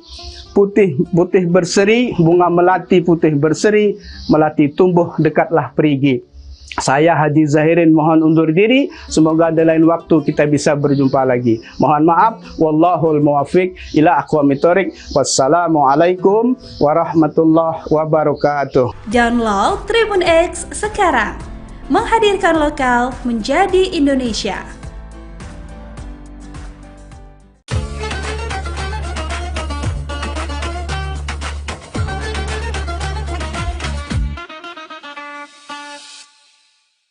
Bismillahirrahmanirrahim. Assalamualaikum warahmatullahi wabarakatuh.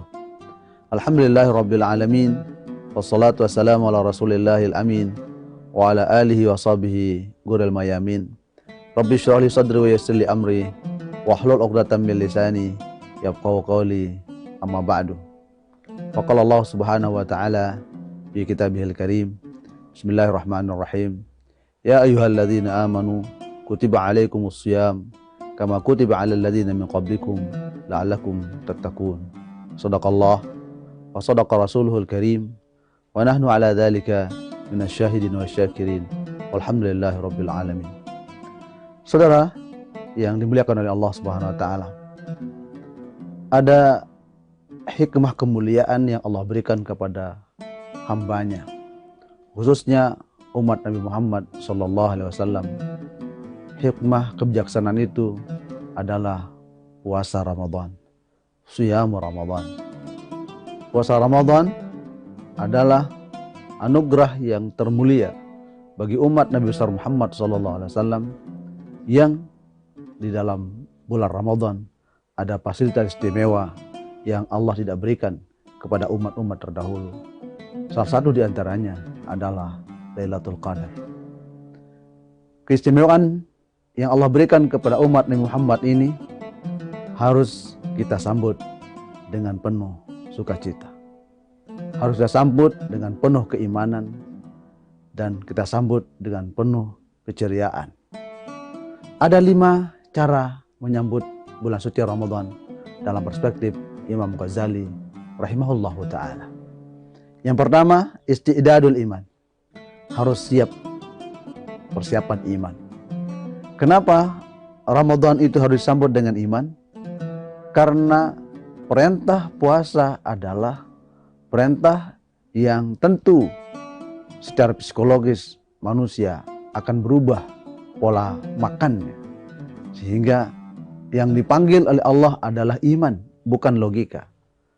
Itu sebabnya perintah puasa diawali dengan iman. Ya ayyuhalladzina amanu kutiba alaikumus shiyam. Menandakan bahwa kita sebagai umat Nabi besar Muhammad SAW, umat yang beriman, harus mempatri iman diri kita agar kita yakin kepada Allah Subhanahu wa taala bahwa perintah berupa puasa Ramadan harus kita terima dengan penuh keikhlasan. Itulah yang dimaksud oleh Rasulullah SAW. Man shoma Ramadana imanan wahtisaban ghufira lahu ma taqaddama min dzambi. Siapa saja yang berpuasa pada bulan suci Ramadan, sembari imannya kuat, persiapan imannya hebat, sembari mengharap redha dan ikhlas karena Allah, jaminannya adalah orang yang berpuasa seperti itu terampuni noda dosanya setahun yang lalu. Itulah pentingnya. Yang pertama adalah isti'dadul iman, mempersiapkan iman. Yang kedua, kata Imam Ghazali, yang perlu kita persiapkan dalam rangka menyambut bulan Ramadan atau mengisi bulan Ramadan dengan isti'dadul ilmi, mempersiapkan ilmu. Afdalul ilmi ilmul hal. ilmu yang paling afdal, ilmu yang paling mulia kata Imam Zarnuji adalah ilmul hal, ilmu aplikatif.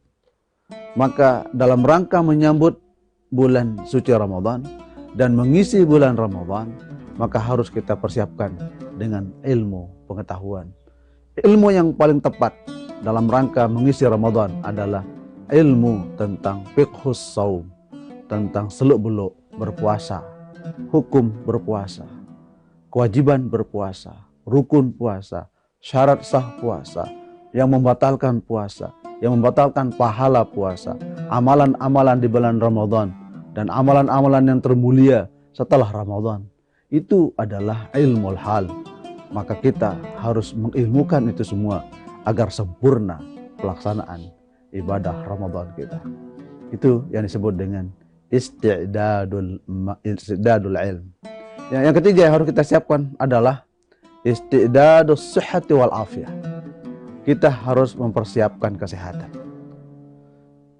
Karena bulan puasa adalah bulan pelatihan fisik, rohani, jasmani, maka kita harus persiapkan kesehatan. Jaga kesehatan kita. Mumpung masih bulan Sya'ban, mumpung masih ada kesempatan, kita jaga, kita minum vitamin, kita olahraga, agar fisik kita sehat menyambut bulan Ramadan dan mengisi bulan Ramadan dengan ibadah. Itu sebabnya ulama mengatakan bahwa yukrahus saumu ba'da nisfi min Sya'ban. Makruh berpuasa setelah nisfu Sya'ban. Jadi setelah tanggal 15 sampai 30 Sya'ban itu dimakruhkan berpuasa. Apa ilatnya? Apa sebabnya? Agar fisik ini tetap sehat, segar bugar menyambut Ramadan. Kecuali bagi orang yang sudah biasa berpuasa, ataukah bagi orang yang masih punya utang piutang Ramadan tahun lalu yang untuk dia wajib qadha puasanya selama masih belum datang bulan Ramadan. Itu yang diperkecualikan. Itu yang ketiga adalah mempersiapkan kesehatan. Yang keempat kata beliau adalah istidadul mal, mempersiapkan materi, harta, harta benda. Apa sebabnya? Karena perlu ada yang dipakai untuk iftar, takjil, berbuka puasa, makan sahur. Begitu juga nanti ada persiapan untuk zakat mal, zakat fitrah, dan bisa bersedekah, berinfak di bulan suci Ramadan. Karena nafkah atau infak sedekah yang paling afdal adalah sedekah di bulan Ramadan. As-sadaqah fi Ramadan afdalu wa aktsaru jazaan. Bersedekah di bulan Ramadan itu adalah afdal dan paling besar pahala balasannya. Itu sebabnya kita harus mempersiapkan kekayaan atau materi atau harta yang kita persiapkan dalam rangka mengisi Ramadan dengan sebaik-baiknya. Yang kelima kata Imam Ghazali yang perlu kita persiapkan adalah istidadun nafs, psikologis. Siapkan mental bahwa di dalam Ramadan banyak cobaan. Cobaan lapar, cobaan ngantuk, cobaan emosi, dan cobaan segala-galanya. Ini perlu persiapan mental. Perubahan pola makan yang awalnya dari pagi sarapan sampai makan siang, makan malam, itu terjadi perubahan di saat bulan suci Ramadan. Tapi yang paling penting bagi kita adalah istidadun nafs. Mental kita hebat, mental kita kuat, psikologis kita mapan, stabil. Maka itulah orang-orang yang bisa menyambut Ramadan dengan kemuliaan. Pantas ada ungkapan yang mengatakan man fariha bidukhuli ramadhana harramahullahu jasadahu 'alan niran. Siapa saja yang bahagia, senang, ekspresif dalam menyambut Ramadan, tentu dia menyambut Ramadan dengan kesiapan iman, kesiapan ilmu, kesiapan harta benda, kesiapan kesehatan, kesiapan psikologis. Itulah orang yang nanti akan dijauhkan dari siksa api neraka. Saudara yang dimuliakan oleh Allah Subhanahu wa taala. Itulah 5 poin dalam rangka menyambut bulan suci Ramadan. Mudah-mudahan kita semua dalam menjalankan ibadah puasa di bulan Ramadan nanti diberikan kekuatan iman kesehatan, keafiatan, serta segala amal ibadah kita diterima oleh Allah Subhanahu wa ta'ala. Amin Allahumma amin. Selanjutnya, saudara-saudara yang saya muliakan, mengisi Ramadan dengan berbagai cara. Pertama, ya, mengisi hari-hari Ramadan dengan amal-amal saleh. Badiru bil a'malis salihat. Bersegeralah Anda dalam rangka mengisi kehidupan Anda dengan amal saleh. Ada persoalan yang penting di dalam Ramadan kita. Seringkali era-era modern hari ini, Ramadan sering disibukkan oleh ya media-media sosial, TikTokan, ya internetan, YouTubean, ya WA-an, apapun istilah-istilah itu.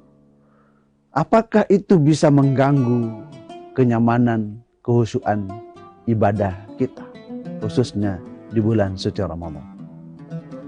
Ada pandangan yang mengatakan adalah al-maqasid ala hukmil wasail, atau al-wasailu ala hukmil maqasid. Sarana, prasarana itu atau wasilah, perantara, tergantung pada orientasi dan tujuannya. Gadget seringkali melalaikan kita dalam beribadah. Gadget juga seringkali juga mengingatkan kita untuk beribadah. Dua sisi ini harus kita pandang secara positif. Bahwa bergadget ria di bulan Ramadan apakah mengurangi pahala puasa Ramadan? Tentu perlu dianalisa konten yang ada pada gadget kita. Jika konten yang ada gadget kita itu ada Quran, ada murattal, mendengar nasihat-nasihat ulama, mendengar nasihat-nasihat ya orang-orang yang cendekia, yang menyejukkan hati, menenteramkan jiwa, maka itu akan menjadi persoalan yang baik, tentu terpandang dan termulia, karena itu bisa menjadi sarana kita dekat kepada Allah Subhanahu wa ta'ala. Sebaliknya, jika gadget itu melalaikan kita kepada Allah, ya, melihat hal-hal yang dilarang ya oleh Allah, ya, ada foto-foto yang seronok, yang tidak cocok, tidak sesuai dengan kode etik agama, itu bisa mengurangi, bahkan bisa membatalkan pahala puasa. Karena bisa pahala puasa batal, ya, disebabkan karena kita tidak bisa ghaddul basar, menahan pandangan, ya, tidak bisa nahan tangan untuk menyebarkan hoax, berita-berita bohong. Itu semua bisa membatalkan pahala puasa kita. Tapi jika tangan ini terampil kreatif, menulis nasihat-nasihat, kemudian kita kirim di IG, kita kirim di TikTok, kita kirim di YouTube, kita kirim di medsos, itu akan menjadi amal saleh yang bisa menjadi sarana introspeksi bagi diri kita dan orang lain. Itulah yang dimaksud oleh Allah dalam Al-Quran. Watawasau bil haqq, watawasau bis sabr. Saling menasihati dalam kebenaran, kebaikan, kesalahan, dan terus saling menasihati dalam aspek-aspek kesabaran dan ketahanan, resiliensi diri kita terhadap problematik kehidupan. Saudara yang dimuliakan oleh Allah Subhanahu wa ta'ala, maka implikatif dari persoalan-persoalan kontemporer ini bisa dilihat pada dua ranah. Pertama adalah ranah normatif, bahwa orang-orang yang melakukan amal kebaikan melalui media sosial, sesungguhnya itu adalah jejak digital sosial yang akan terus diunduh, akan terus dibaca oleh semua orang. Maka sampaikanlah pesan-pesan yang mulia, sampaikanlah pesan-pesan yang dapat menggugah orang menuju kebaikan dan kebenaran. Itulah esensi kita dalam bermedia sosial. Jejak digital ini akan menjadi sesuatu yang abadi jika itu ya berpengaruh kepada persoalan-persoalan sosial. Maka inilah yang disebut dalam Al-Quran, "Fama ya'mal mithqala dzarratin khairan yarahu." Siapa saja yang melakukan kebaikan sekecil biji sawi seperti kuman pun dia akan lihat. Sekarang kita lihat jejak digital sekarang ini. Yang bertahun-tahun itu bisa dilihat hari ini. Kenapa? Karena itulah kecanggihan. Maka tanamkanlah hal-hal kebaikan untuk dikenang oleh generasi-generasi yang akan datang. Wa may ya'mal mithqala dzarratin syarran yarahu. Begitu juga jika jejak-jejak digital negatif yang ditinggalkan pasti akan terlihat. Nah, inilah pentingnya filterisasi. Agama hadir untuk memfilter generasi-generasi anak bangsa agar tetap pada ranah keimanan, ketakwaan, dan memiliki dimensi kesalehan personal dan kesalehan sosial. Saudara yang dimuliakan oleh Allah Subhanahu wa taala. Upaya kita sesungguhnya dalam melakukan filterisasi generasi muda dari persoalan-persoalan jejak ini. Ya, di dalam kitab Ta'lim wa Ta'lim secara sederhana, Imam Zarnuji memberikan gambaran bahwa yang paling penting di dalam melakukan pendidikan terhadap anak itu adalah pertama at-ta'dib. Ajarkan adab sopan santun kepada anak. At-ta'dib adalah sebuah upaya kita memfilter generasi-generasi kita agar tidak terlarut dengan media sosial. Seringkali kecanduan media sosial itu menjadi perusak intelektual anak. Pembiasaan yang harus dilakukan selama Ramadan, karena Ramadan adalah madrasah. Ramadan adalah madrasah tarbawiyah. Wadah untuk melakukan kaderisasi dan pendidikan kepada anak-anak kita. Maka paling hebat bagi kita adalah mampu memanage, mampu mengatur ritme pendidikan anak-anak kita. Di mana Ramadan sebagai madrasah, sebagai universitas yang tempat mendidik anak-anak generasi yang nantinya keluar menjadi sarjana yang disebut dalam Al-Quran adalah la'allakum tattaqun. Inilah salah satu tindakan preventif kita dalam menjaga psikologis mentalitas anak kita yang sehari-hari bergumul dengan dunia digital atau gadget.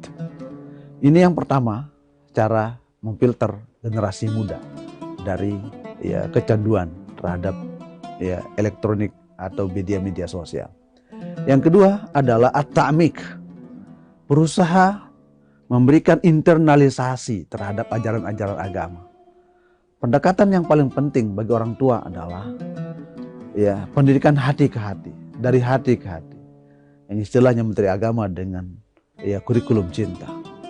Bagaimana mahabbatul walid lil walad, kecintaan orang tua kepada anak itu tercurahkan dengan bil lutf, dengan tutur kata yang lembut, nasihat dengan nasihat yang mulia, nasihat dengan yang hadir dari hati sucinya orang tua, ibu bapak. Maka itu akan punya asar, punya dampak, punya pengaruh terhadap psikologi anak kita, psikologi anak muda jika dinasihati dengan cara yang baik. Quran sudah memberikan model pendekatan yang hebat, adalah pendekatan yang sifatnya approach, pendekatan yang luar biasa, yang humanis. Quran katakan dalam Al-Quran, Allah mengatakan dalam Al-Quran, "Fabima rahmatim minallahi linta lahum, walau kunta fadhan ghalidhal qalbi lam faddu min haulik." Al-ayah. Dengan sebab rahmat Allah, maka lakukanlah sikap-sikap humanis kepada mereka. Jika Anda melakukan sikap yang keras kepada mereka, yang sikap radikal, ekstrim, atau menjudgment kepada mereka, bukan mereka akan dekat kepada Anda, tapi mereka menjauh. Itu teori konstruktif yang luar biasa dari Al-Quran tentang bagaimana mengayomi masyarakat, mengayomi anak muda, mengayomi peserta didik dengan penuh kecintaan, kelemah lembutan. Quran ini menggambarkan tentang bagaimana humanitas itu, sisi-sisi manusia harus dilekatkan dalam psikologis anak remaja. Ini yang kedua. Yang ketiga adalah at-tarkis. Bagaimana anak muda itu dibuatkan simbol-simbol yang menyebabkan mereka tetap ingat terhadap simbol-simbol kebaikan. Siapa idola mereka?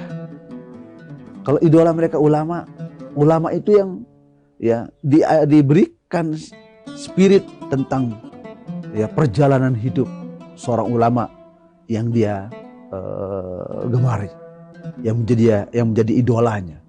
Ataukah tokoh-tokoh besar yang itu dia menjadi idolanya. Tak masalah kita jelaskan kepada mereka ya perjalanan hidup spiritual, perjalanan intelektualnya, perjalanan sosialnya, agar itu menjadi inspiratif bagi mereka. Itu yang kemudian disebut dengan tarkis. Bagaimana ya termodifikasi persoalan-persoalan penting itu dalam senak benak mereka, dalam intelektualitas mereka, dalam spiritualitas mereka, hingga dia muncul menjadi generasi-generasi yang terpatri karakter yang mulia. Kemudian yang keempat adalah at-tansyi', membangkitkan semangat motivasi yang kuat kepada generasi-generasi muda. Saya kira ini perlu yang menjadi prioritas kita dalam melakukan pendekatan-pendekatan kepada anak-anak muda hari ini. Kita tidak bisa dengan kekerasan, tidak bisa dengan kekuasaan yang serba memaksa mereka, karena eranya sudah berbeda, medianya sudah berbeda, sehingga 4 poin inilah cara yang paling jitu untuk membangkitkan semangat generasi-generasi yang bisa menjadi pemimpin masa depan. Inilah Ramadan sebagai wadah untuk menjadi orang-orang yang muttaqun, orang-orang yang mutawadhi, orang yang rendah hati. Kemudian orang yang tawadhu, orang yang tawadhu secara intelektual. Ya, kemudian tidak pernah sombong dalam segala hal. Kemudian mereka orang yang wara', tidak pernah rakus, tidak pernah tamak. Kemudian orang yang yakin akan eksistensi dirinya, yakin akan prestasi dirinya, dan yakin akan motivasi dirinya untuk menjadi orang yang mulia. Kemudian itulah orang-orang yang digambarkan dalam Al-Quran dengan orang yang al-faizun, orang yang beruntung dunia wal akhirah. Amin, Allahumma amin. Saya kira demikian pandangan saya tentang bagaimana Ramadan sesungguhnya, bagaimana mengisi Ramadan dengan sebaik-baiknya, dan bagaimana caranya kita menjaga generasi-generasi muda ini agar terus terkontrol intelektualnya, ya terjaga imannya, dan terus menjadi generasi yang sukses di masa-masa yang akan datang. Demikian, hadanallahu wa iyyakum ajma'in. Allahumma waffiq wal hadi ila sabilir rasyad. Wassalamualaikum warahmatullahi wabarakatuh. Download Tribun X sekarang, menghadirkan lokal menjadi Indonesia.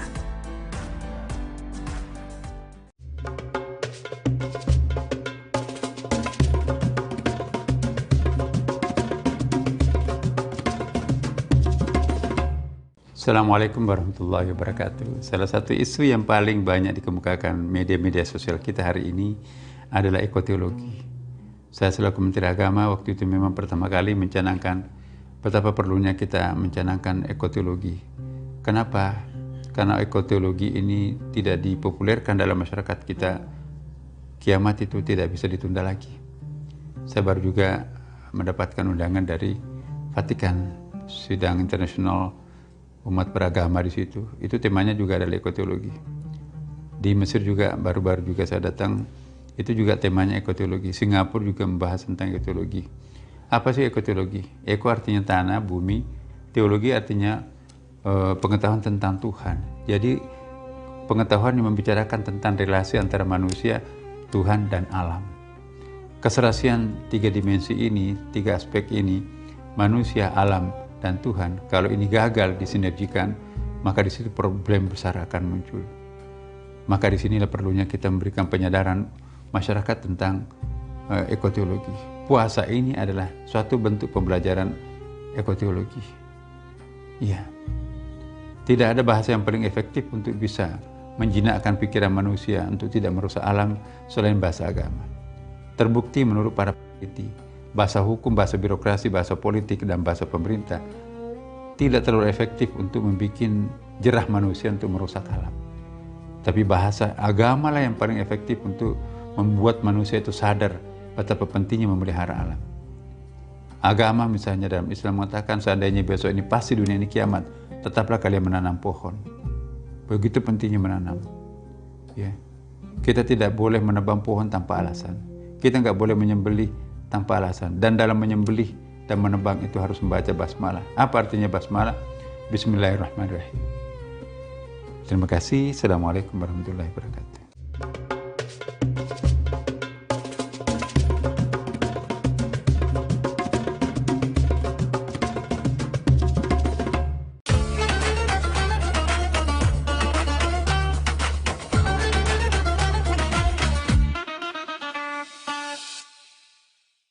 Assalamualaikum warahmatullahi wabarakatuh.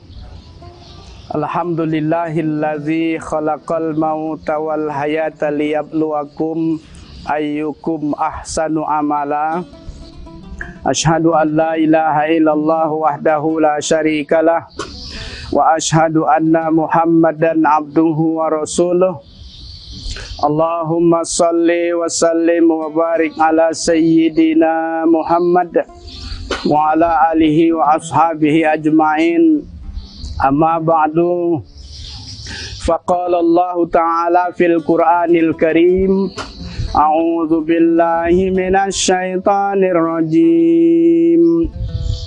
Bismillahirrahmanirrahim. Ya ayyuhalladzina amanu kutiba alaikumusiyam kama kutiba alal ladzina min qablikum la'allakum tattaqun. Qala an-nabiy sallallahu alaihi wasallam, man shoma ramadhana imanan wa ihtisaban ghufira lahu ma taqaddama min dzambihi. Shadaqallahul azim wa sadaqa rasuluhun nabiyyu habibul karim. Pergi belanja ke toko Bu Dahlia. Ke toko Bu Dahlia membelilah gula. Alhamdulillah Bapak Ibu Saudara yang berbahagia, kita masih bisa berjumpa dengan bulan Ramadan yang mulia. Alhamdulillah, syukurilah mari senantiasa kita memanjatkan puji syukur kehadirat Allah Subhanahu wa Ta'ala. Hingga saat ini kita masih bisa dipertemukan dengan bulan Ramadan yang mulia, bulan Ramadan yang penuh barokah, bulan Ramadan yang penuh dengan ampunan. Salawat beserta salam mari kita haturkan kepada baginda Rasulullah sallallahu alaihi wasallam, keluarganya, para sahabatnya, serta kita sekalian ila yaumil akhir. Bapak Ibu jemaah sekalian yang dirahmati Allah, alhamdulillah saat ini kita sudah memasuki bulan Ramadan. Pada bulan suci Ramadan ini Allah mewajibkan kepada orang-orang yang beriman untuk melaksanakan ibadah puasa atau saum. Kemudian pada saat ini kita memasuki bulan Ramadan, maka ketika orang-orang bergembira menyambut kedatangan bulan Ramadan, kata Rasulullah, man fariha bidukhul Ramadan haramallahu jasadu ala niran. Barang siapa orang yang bergembira menyambut kedatangan bulan Ramadan, baik ketika Rasulullah menyambut kedatangan bulan Ramadan, maka orang-orang yang dengan sukacita, orang-orang yang bahagia menyambut bulan Ramadan, kata Rasulullah, man fariha bidukhuli Ramadan haramallahu jasadihi ala niran. Barang siapa orang yang bergembira dengan kedatangan bulan Ramadan, maka diharamkan jasadnya dari api neraka. Lalu Rasulullah menggambarkan keistimewaan dalam bulan Ramadan. Dalam hadisnya, qad ja'akum syahrul ramadhana syahrun mubarak kataballahu alaikum siyamahu fihi tuftahu abwabul jinan wa tughlaqu abwabul jahim wa tughallu fihi syayatin fihi lailatum min khairum min alfisah man hurima khairuha faqad hurim. Artinya, sesungguhnya telah datang kepadamu bulan Ramadan, bulan yang penuh barokah. Pada bulan itu dibuka lebar-lebar pintu surga, ditutup rapat-rapat pintu neraka, wa tughallu fihi syayatin, dan dibelenggu segala setan. Dan pada bulan itu ada satu malam yang lebih mulia dari 1000 bulan. Barang siapa yang dipertemukan dengan kebahagiaan pada malam itu, maka sesungguhnya dia dijauhkan dari kejelekan. Hadis riwayat Ahmad dan Nasai. Bapak Ibu saudara-saudara yang berbahagia, esensi puasa itu sebenarnya adalah bukan hanya menahan lapar dan dahaga saja. Sebagaimana jauh hari diingatkan Rasulullah, kam min shaimin laisa lahu min siyahmi ilal ju' wal atas. Kata Rasulullah, berapa banyak orang yang berpuasa tidak memperoleh apa-apa kecuali lapar dan dahaga saja.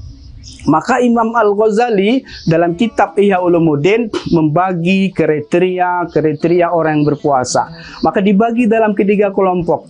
Kelompok pertama, kata Imam Al-Ghazali, disebut dengan saumul umum atau saumul am, yaitu puasa kebanyakan orang yang hanya tidak makan, tidak minum, tidak berhubungan suami istri di siang hari, dari terbit fajar sampai terbenam matahari, dari hal-hal yang membatalkan puasa. Lalu kata Imam Al-Ghazali, ada lagi tingkatan yang kedua yang dikatakan saumul khusus, yaitu puasanya orang-orang khusus.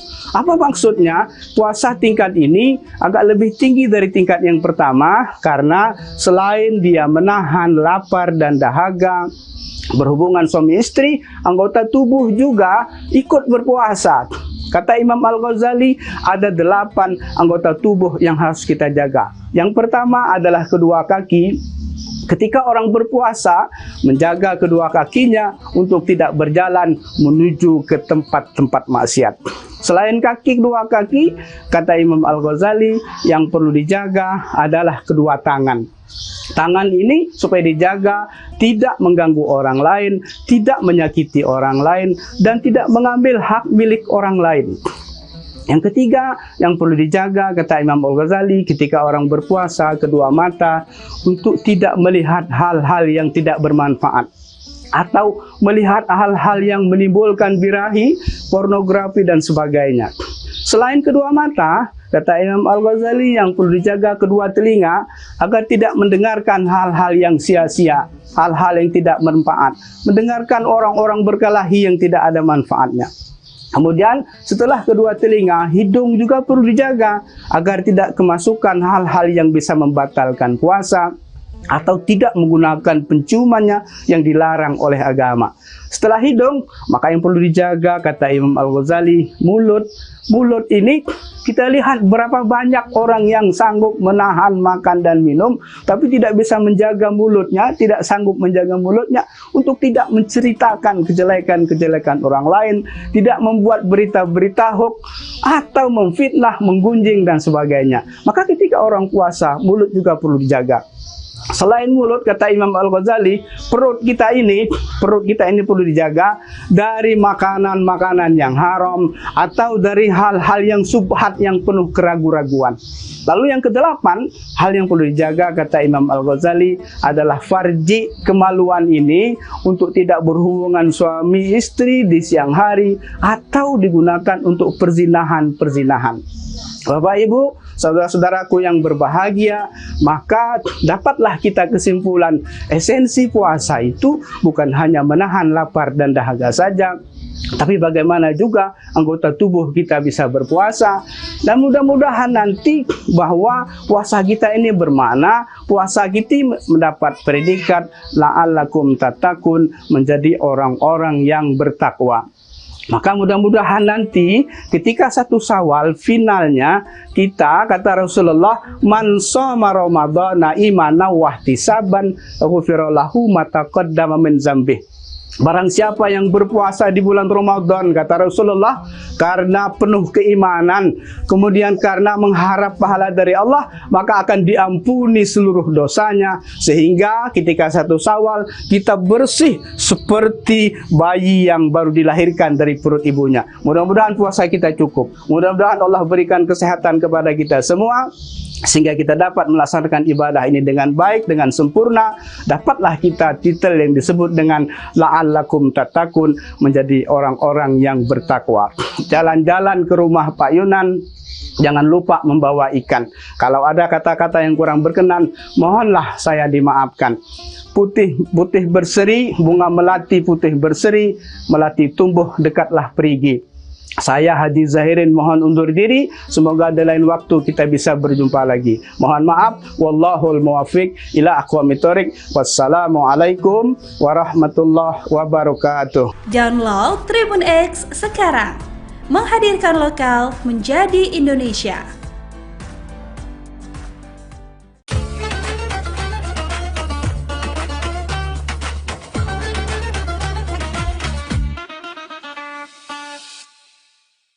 Bismillahirrahmanirrahim. Assalamualaikum warahmatullahi wabarakatuh. Alhamdulillahi rabbil alamin. Wassalatu wassalamu ala rasulillahil amin. Wa ala alihi wa sahbihi guril mayamin. Rabbi syrah li sadri wa yassir li amri. Wahlul uqdatan min lisani yafqahu qawli, amma ba'du. Faqala Allah subhanahu wa ta'ala fi kitabihil karim. Bismillahirrahmanirrahim. Ya ayyuhalladzina amanu kutiba alaikumus shiyam kama kutiba 'alal ladzina min qablikum la'allakum tattaqun. Shadaqallah wa shadaqa rasuluhul karim wa nahnu 'ala dzalika minasyahidin wasyakirin. Walhamdulillahi rabbil alamin. Saudara yang dimuliakan oleh Allah Subhanahu wa taala, ada hikmah kemuliaan yang Allah berikan kepada hambanya, khususnya umat Nabi Muhammad sallallahu alaihi wasallam. Hikmah kebijaksanaan itu adalah puasa Ramadan, Siyamu Ramadan. Puasa Ramadan adalah anugerah yang termulia bagi umat Nabi besar Muhammad SAW, yang di dalam bulan Ramadan ada fasilitas istimewa yang Allah tidak berikan kepada umat-umat terdahulu. Salah satu di antaranya adalah Lailatul Qadar.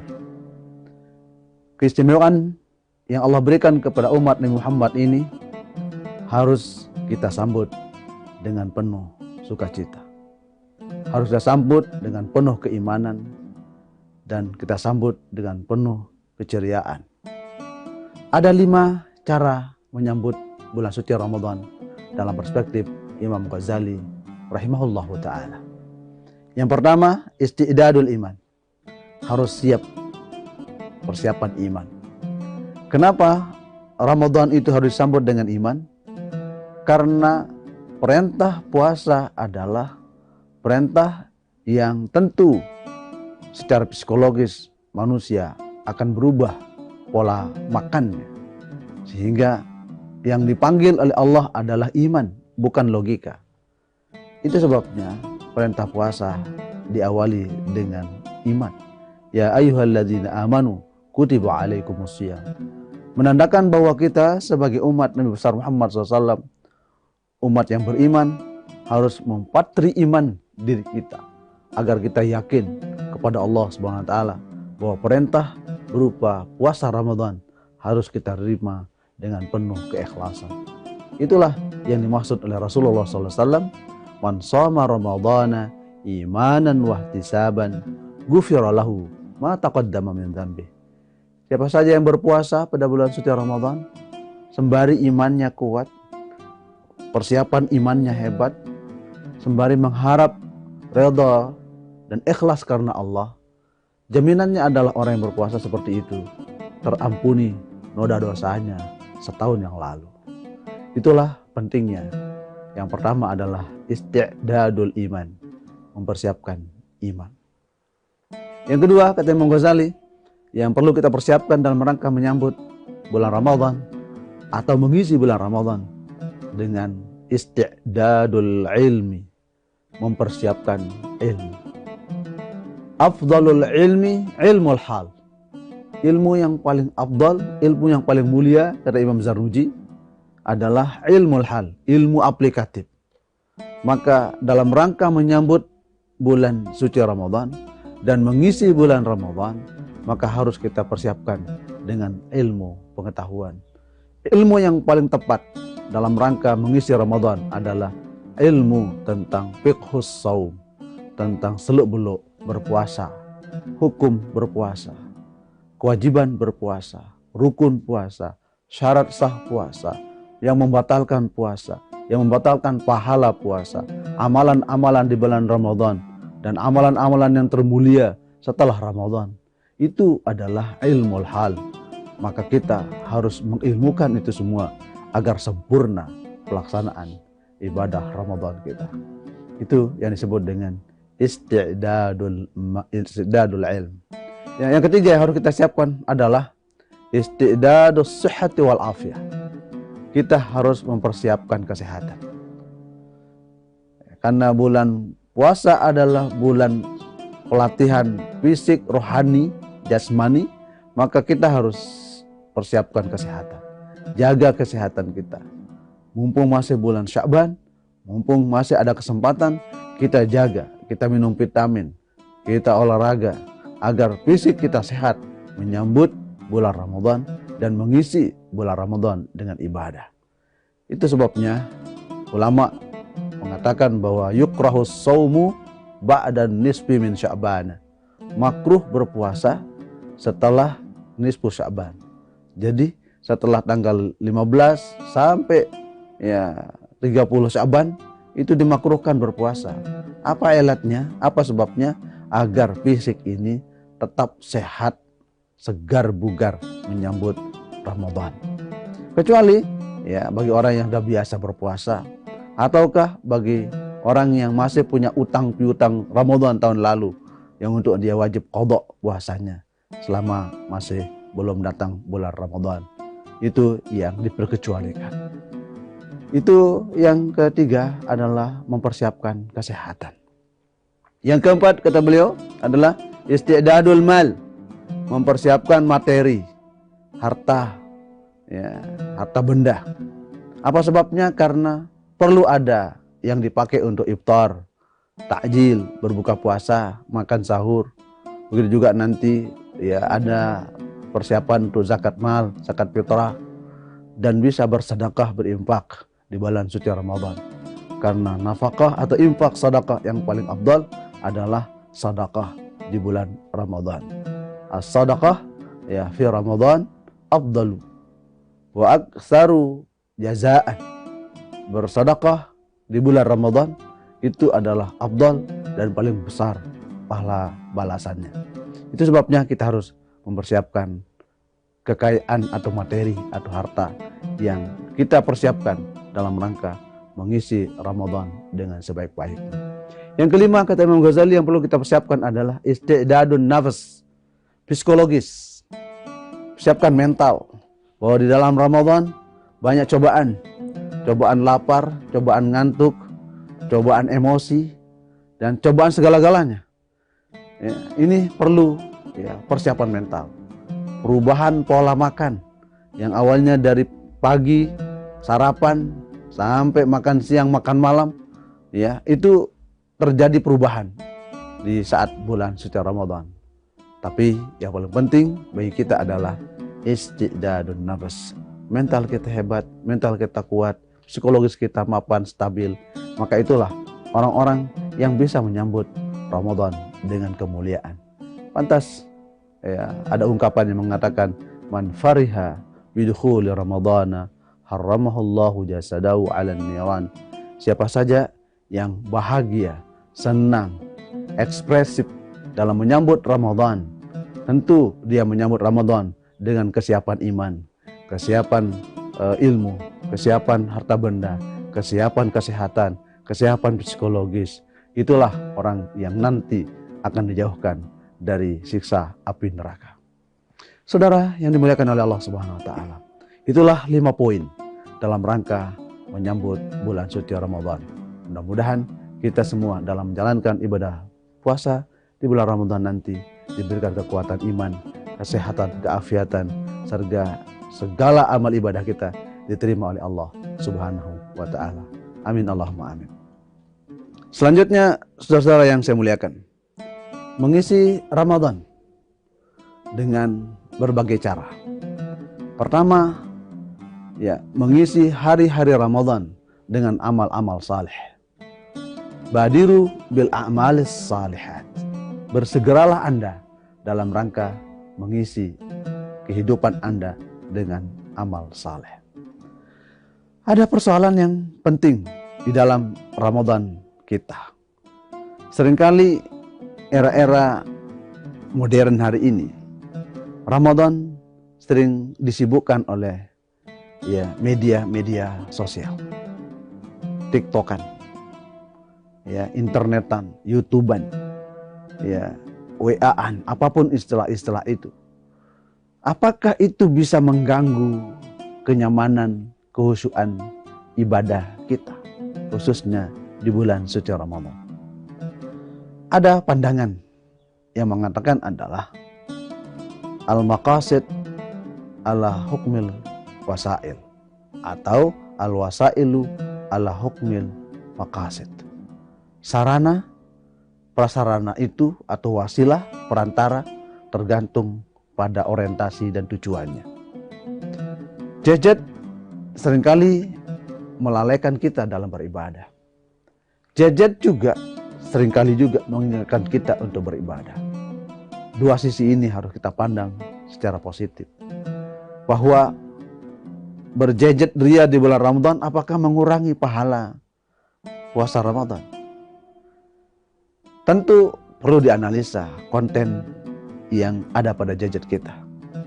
Jika konten ada gadget kita itu ada Quran, ada murattal, mendengar nasihat-nasihat ulama, mendengar nasihat-nasihat orang-orang yang cendekia, yang menyejukkan hati, menenteramkan jiwa, maka itu akan menjadi persoalan yang baik, tentu terpandang dan termulia, karena itu bisa menjadi sarana kita dekat kepada Allah Subhanahu wa Ta'ala. Sebaliknya, jika gadget itu melalaikan kita kepada Allah, melihat hal-hal yang dilarang oleh Allah, ada foto-foto yang seronok, yang tidak cocok, tidak sesuai dengan kode etik agama, itu bisa mengurangi, bahkan bisa membatalkan pahala puasa. Karena bisa pahala puasa batal, disebabkan karena kita tidak bisa ghaddul basar, menahan pandangan, tidak bisa nahan tangan untuk menyebarkan hoax, berita-berita bohong. Itu semua bisa membatalkan pahala puasa kita. Tapi jika tangan ini terampil kreatif, menulis nasihat-nasihat, kemudian kita kirim di IG, kita kirim di TikTok, kita kirim di YouTube, kita kirim di medsos, itu akan menjadi amal saleh yang bisa menjadi sarana introspeksi bagi diri kita dan orang lain. Itulah yang dimaksud oleh Allah dalam Al-Quran. Wa tawassaw bil haqq wa tawassaw bis sabr. Saling menasihati dalam kebenaran, kebaikan, kesalahan, dan terus saling menasihati dalam aspek-aspek kesabaran dan ketahanan, resiliensi diri kita terhadap problematik kehidupan. Saudara yang dimuliakan oleh Allah Subhanahu wa Ta'ala, maka implikatif dari persoalan-persoalan kontemporer ini bisa dilihat pada dua ranah. Pertama adalah ranah normatif, bahwa orang-orang yang melakukan amal kebaikan melalui media sosial, sesungguhnya itu adalah jejak digital sosial yang akan terus diunduh, akan terus dibaca oleh semua orang. Maka sampaikanlah pesan-pesan yang mulia, sampaikanlah pesan-pesan yang dapat menggugah orang menuju kebaikan dan kebenaran. Itulah esensi kita dalam bermedia sosial. Jejak digital ini akan menjadi sesuatu yang abadi jika itu berpengaruh kepada persoalan-persoalan sosial. Maka inilah yang disebut dalam Al-Quran, "Faman ya'mal mithqala dzarratin khairan yarahu." Siapa saja yang melakukan kebaikan sekecil biji sawi seperti kuman pun dia akan lihat. Sekarang kita lihat jejak digital sekarang ini yang bertahun-tahun itu bisa dilihat hari ini. Kenapa? Karena itulah kecanggihan. Maka tanamkanlah hal-hal kebaikan untuk dikenang oleh generasi-generasi yang akan datang. Wa may ya'mal mithqala dzarratin syarran yarahu. Begitu juga jika jejak-jejak digital negatif yang ditinggalkan pasti akan terlihat. inilah pentingnya filterisasi. Agama hadir untuk memfilter generasi-generasi anak bangsa agar tetap pada ranah keimanan, ketakwaan, dan memiliki dimensi kesalehan personal dan kesalehan sosial. Saudara yang dimuliakan oleh Allah Subhanahu wa taala. Upaya kita sesungguhnya dalam melakukan filterisasi generasi muda dari persoalan-persoalan jajat ini. Ya, di dalam kitab Ta'lim wa Ta'lim secara sederhana, Imam Zarnuji memberikan gambaran bahwa yang paling penting di dalam melakukan pendidikan terhadap anak itu adalah pertama at-ta'dib. Ajarkan adab sopan santun kepada anak. At-ta'dib adalah sebuah upaya kita memfilter generasi-generasi kita agar tidak terlarut dengan media sosial. Seringkali kecanduan media sosial itu menjadi perusak intelektual anak. Pembiasaan yang harus dilakukan selama Ramadan, karena Ramadan adalah madrasah. Ramadan adalah madrasah tarbawiyah, wadah untuk melakukan kaderisasi dan pendidikan kepada anak-anak kita. Maka paling hebat bagi kita adalah mampu memanage, mampu mengatur ritme pendidikan anak-anak kita. Di mana Ramadan sebagai madrasah, sebagai universitas yang tempat mendidik anak-anak generasi yang nantinya keluar menjadi sarjana yang disebut dalam Al-Quran adalah la'allakum tattaqun. Inilah salah satu tindakan preventif kita dalam menjaga psikologis mentalitas anak kita yang sehari-hari bergumul dengan dunia digital atau gadget. Ini yang pertama, cara memfilter generasi muda dari kecanduan terhadap elektronik atau media-media sosial. Yang kedua adalah at-ta'mik, berusaha memberikan internalisasi terhadap ajaran-ajaran agama. Pendekatan yang paling penting bagi orang tua adalah pendidikan hati ke hati, dari hati ke hati. Yang istilahnya Menteri Agama dengan kurikulum cinta. Bagaimana mahabbatul walid lil walad, kecintaan orang tua kepada anak itu tercurahkan dengan bil lutf, dengan tutur kata yang lembut, nasihat dengan nasihat yang mulia, nasihat dengan yang hadir dari hati sucinya orang tua ibu bapak. Maka itu akan punya asar, punya dampak, punya pengaruh terhadap psikologi anak kita, psikologi anak muda jika dinasihati dengan cara yang baik. Quran sudah memberikan model pendekatan yang hebat, adalah pendekatan yang sifatnya approach, pendekatan yang luar biasa, yang humanis. Quran katakan dalam Al-Quran, Allah mengatakan dalam Al-Quran, "Fabima rahmatin minallahi linta lahum, walau kunta faddan ghalidhal qalbi lam faddu min haulik." Al-ayah. Dengan sebab rahmat Allah, maka lakukanlah sikap-sikap humanis kepada mereka. Jika Anda melakukan sikap yang keras kepada mereka, yang sikap radikal, ekstrim, atau menjudgment kepada mereka, bukan mereka akan dekat kepada Anda, tapi mereka menjauh. Itu teori konstruktif yang luar biasa dari Al-Quran tentang bagaimana mengayomi masyarakat, mengayomi anak muda, mengayomi peserta didik dengan penuh kecintaan, kelemah lembutan. Quran ini menggambarkan tentang bagaimana humanitas itu, sisi-sisi manusia harus dilekatkan dalam psikologis anak remaja. Ini yang kedua. Yang ketiga adalah at-tarkis. Bagaimana anak muda itu dibuatkan simbol-simbol yang menyebabkan mereka tetap ingat terhadap simbol-simbol kebaikan. Siapa idola mereka?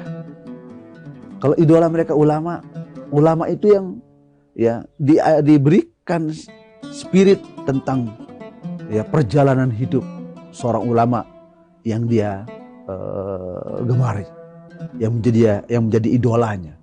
Ataukah tokoh-tokoh besar yang itu dia menjadi idolanya. Tak masalah kita jelaskan kepada mereka perjalanan hidup spiritual, perjalanan intelektualnya, perjalanan sosialnya, agar itu menjadi inspiratif bagi mereka. Itu yang kemudian disebut dengan tarkis. Bagaimana ya termodifikasi persoalan-persoalan penting itu dalam senak benak mereka, dalam intelektualitas mereka, dalam spiritualitas mereka, hingga dia muncul menjadi generasi-generasi yang terpatri karakter yang mulia. Kemudian yang keempat adalah at-tansyi', membangkitkan semangat motivasi yang kuat kepada generasi-generasi muda. Saya kira ini perlu yang menjadi prioritas kita dalam melakukan pendekatan-pendekatan kepada anak-anak muda hari ini. Kita tidak bisa dengan kekerasan, tidak bisa dengan kekuasaan yang serba memaksa mereka, karena eranya sudah berbeda, medianya sudah berbeda, sehingga 4 poin inilah cara yang paling jitu untuk membangkitkan semangat generasi-generasi yang bisa menjadi pemimpin masa depan.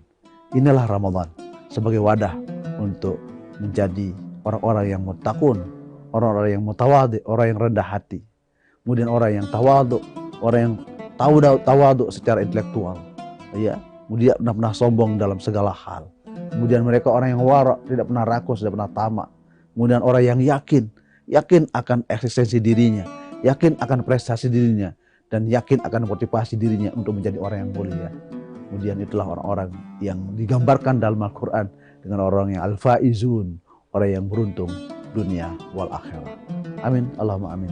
Saya kira demikian pandangan saya tentang bagaimana Ramadan sesungguhnya, bagaimana mengisi Ramadan dengan sebaik-baiknya, dan bagaimana caranya kita menjaga generasi-generasi muda ini agar terus terkontrol intelektualnya, ya, terjaga imannya, dan terus menjadi generasi yang sukses di masa-masa yang akan datang.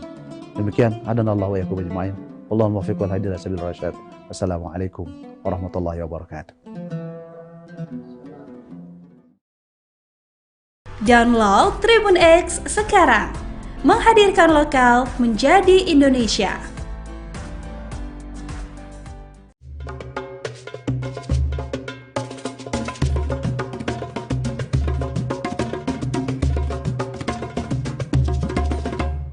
Assalamualaikum warahmatullahi wabarakatuh. Salah satu isu yang paling banyak dikemukakan media-media sosial kita hari ini adalah ekoteologi. Saya selaku Menteri Agama waktu itu memang pertama kali mencanangkan betapa perlunya kita mencanangkan ekoteologi. Kenapa? Karena ekoteologi ini tidak dipopulerkan dalam masyarakat kita, kiamat itu tidak bisa ditunda lagi. Saya baru juga mendapatkan undangan dari Vatikan, sidang internasional umat beragama di situ. Itu temanya juga adalah ekoteologi. Di Mesir juga baru-baru juga saya datang, itu juga temanya ekoteologi. Singapura juga membahas tentang ekoteologi. Apa sih ekoteologi? Eko artinya tanah, bumi. Teologi artinya pengetahuan tentang Tuhan. Jadi pengetahuan yang membicarakan tentang relasi antara manusia, Tuhan, dan alam. Keserasian 3 dimensi ini, 3 aspek ini, manusia, alam, dan Tuhan, kalau ini gagal disinergikan, maka di situ problem besar akan muncul. Maka di sinilah perlunya kita memberikan penyadaran masyarakat tentang ekoteologi. Puasa ini adalah suatu bentuk pembelajaran ekoteologi. Iya. Tidak ada bahasa yang paling efektif untuk bisa menjinakkan pikiran manusia untuk tidak merusak alam selain bahasa agama. Terbukti menurut para peneliti, bahasa hukum, bahasa birokrasi, bahasa politik, dan bahasa pemerintah tidak terlalu efektif untuk membuat jerah manusia untuk merusak alam. Tapi bahasa agama lah yang paling efektif untuk membuat manusia itu sadar betapa pentingnya memelihara alam. Agama misalnya dalam Islam mengatakan seandainya besok ini pasti dunia ini kiamat, tetaplah kalian menanam pohon. Begitu pentingnya menanam. Ya. Kita tidak boleh menebang pohon tanpa alasan.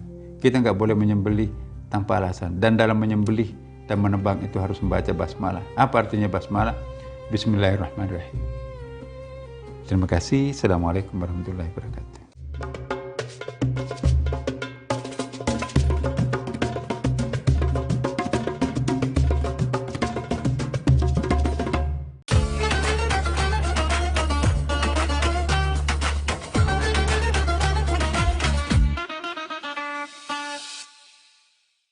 Assalamualaikum warahmatullahi wabarakatuh. Alhamdulillahillazi khalaqal mauta wal hayata liyabluwakum ayyukum ahsanu amala. Asyhadu an la ilaha illallah wahdahu la syarikalah wa asyhadu anna Muhammadan abduhu wa rasuluh. Allahumma salli wa sallim wa barik ala sayyidina Muhammad wa ala alihi wa ashabihi ajma'in. Amma ba'du. Faqala Allah Ta'ala fil Qur'anil Karim, a'udzu billahi minasy syaithanir rajim. Bismillahirrahmanirrahim. Ya ayyuhalladzina amanu kutiba alaikumus syiyam kama kutiba alal ladzina min qablikum la'allakum tattaqun. Qala an-nabiy sallallahu alaihi wasallam, man shoma ramadhana imanan wa ihtisaban ghufira lahu ma taqaddama min dzambihi. Sadaqallahul azim wa sadaqa rasuluhun nabiyyu habibul karim. Pergi belanja ke toko Bu Dahlia. Ke toko Bu Dahlia membelilah gula. Alhamdulillah Bapak Ibu saudara yang berbahagia, kita masih bisa berjumpa dengan bulan Ramadan yang mulia. Alhamdulillah, syukurilah mari senantiasa kita memanjatkan puji syukur kehadirat Allah Subhanahu wa Ta'ala. Hingga saat ini kita masih bisa dipertemukan dengan bulan Ramadan yang mulia, bulan Ramadan yang penuh barokah, bulan Ramadan yang penuh dengan ampunan. Salawat beserta salam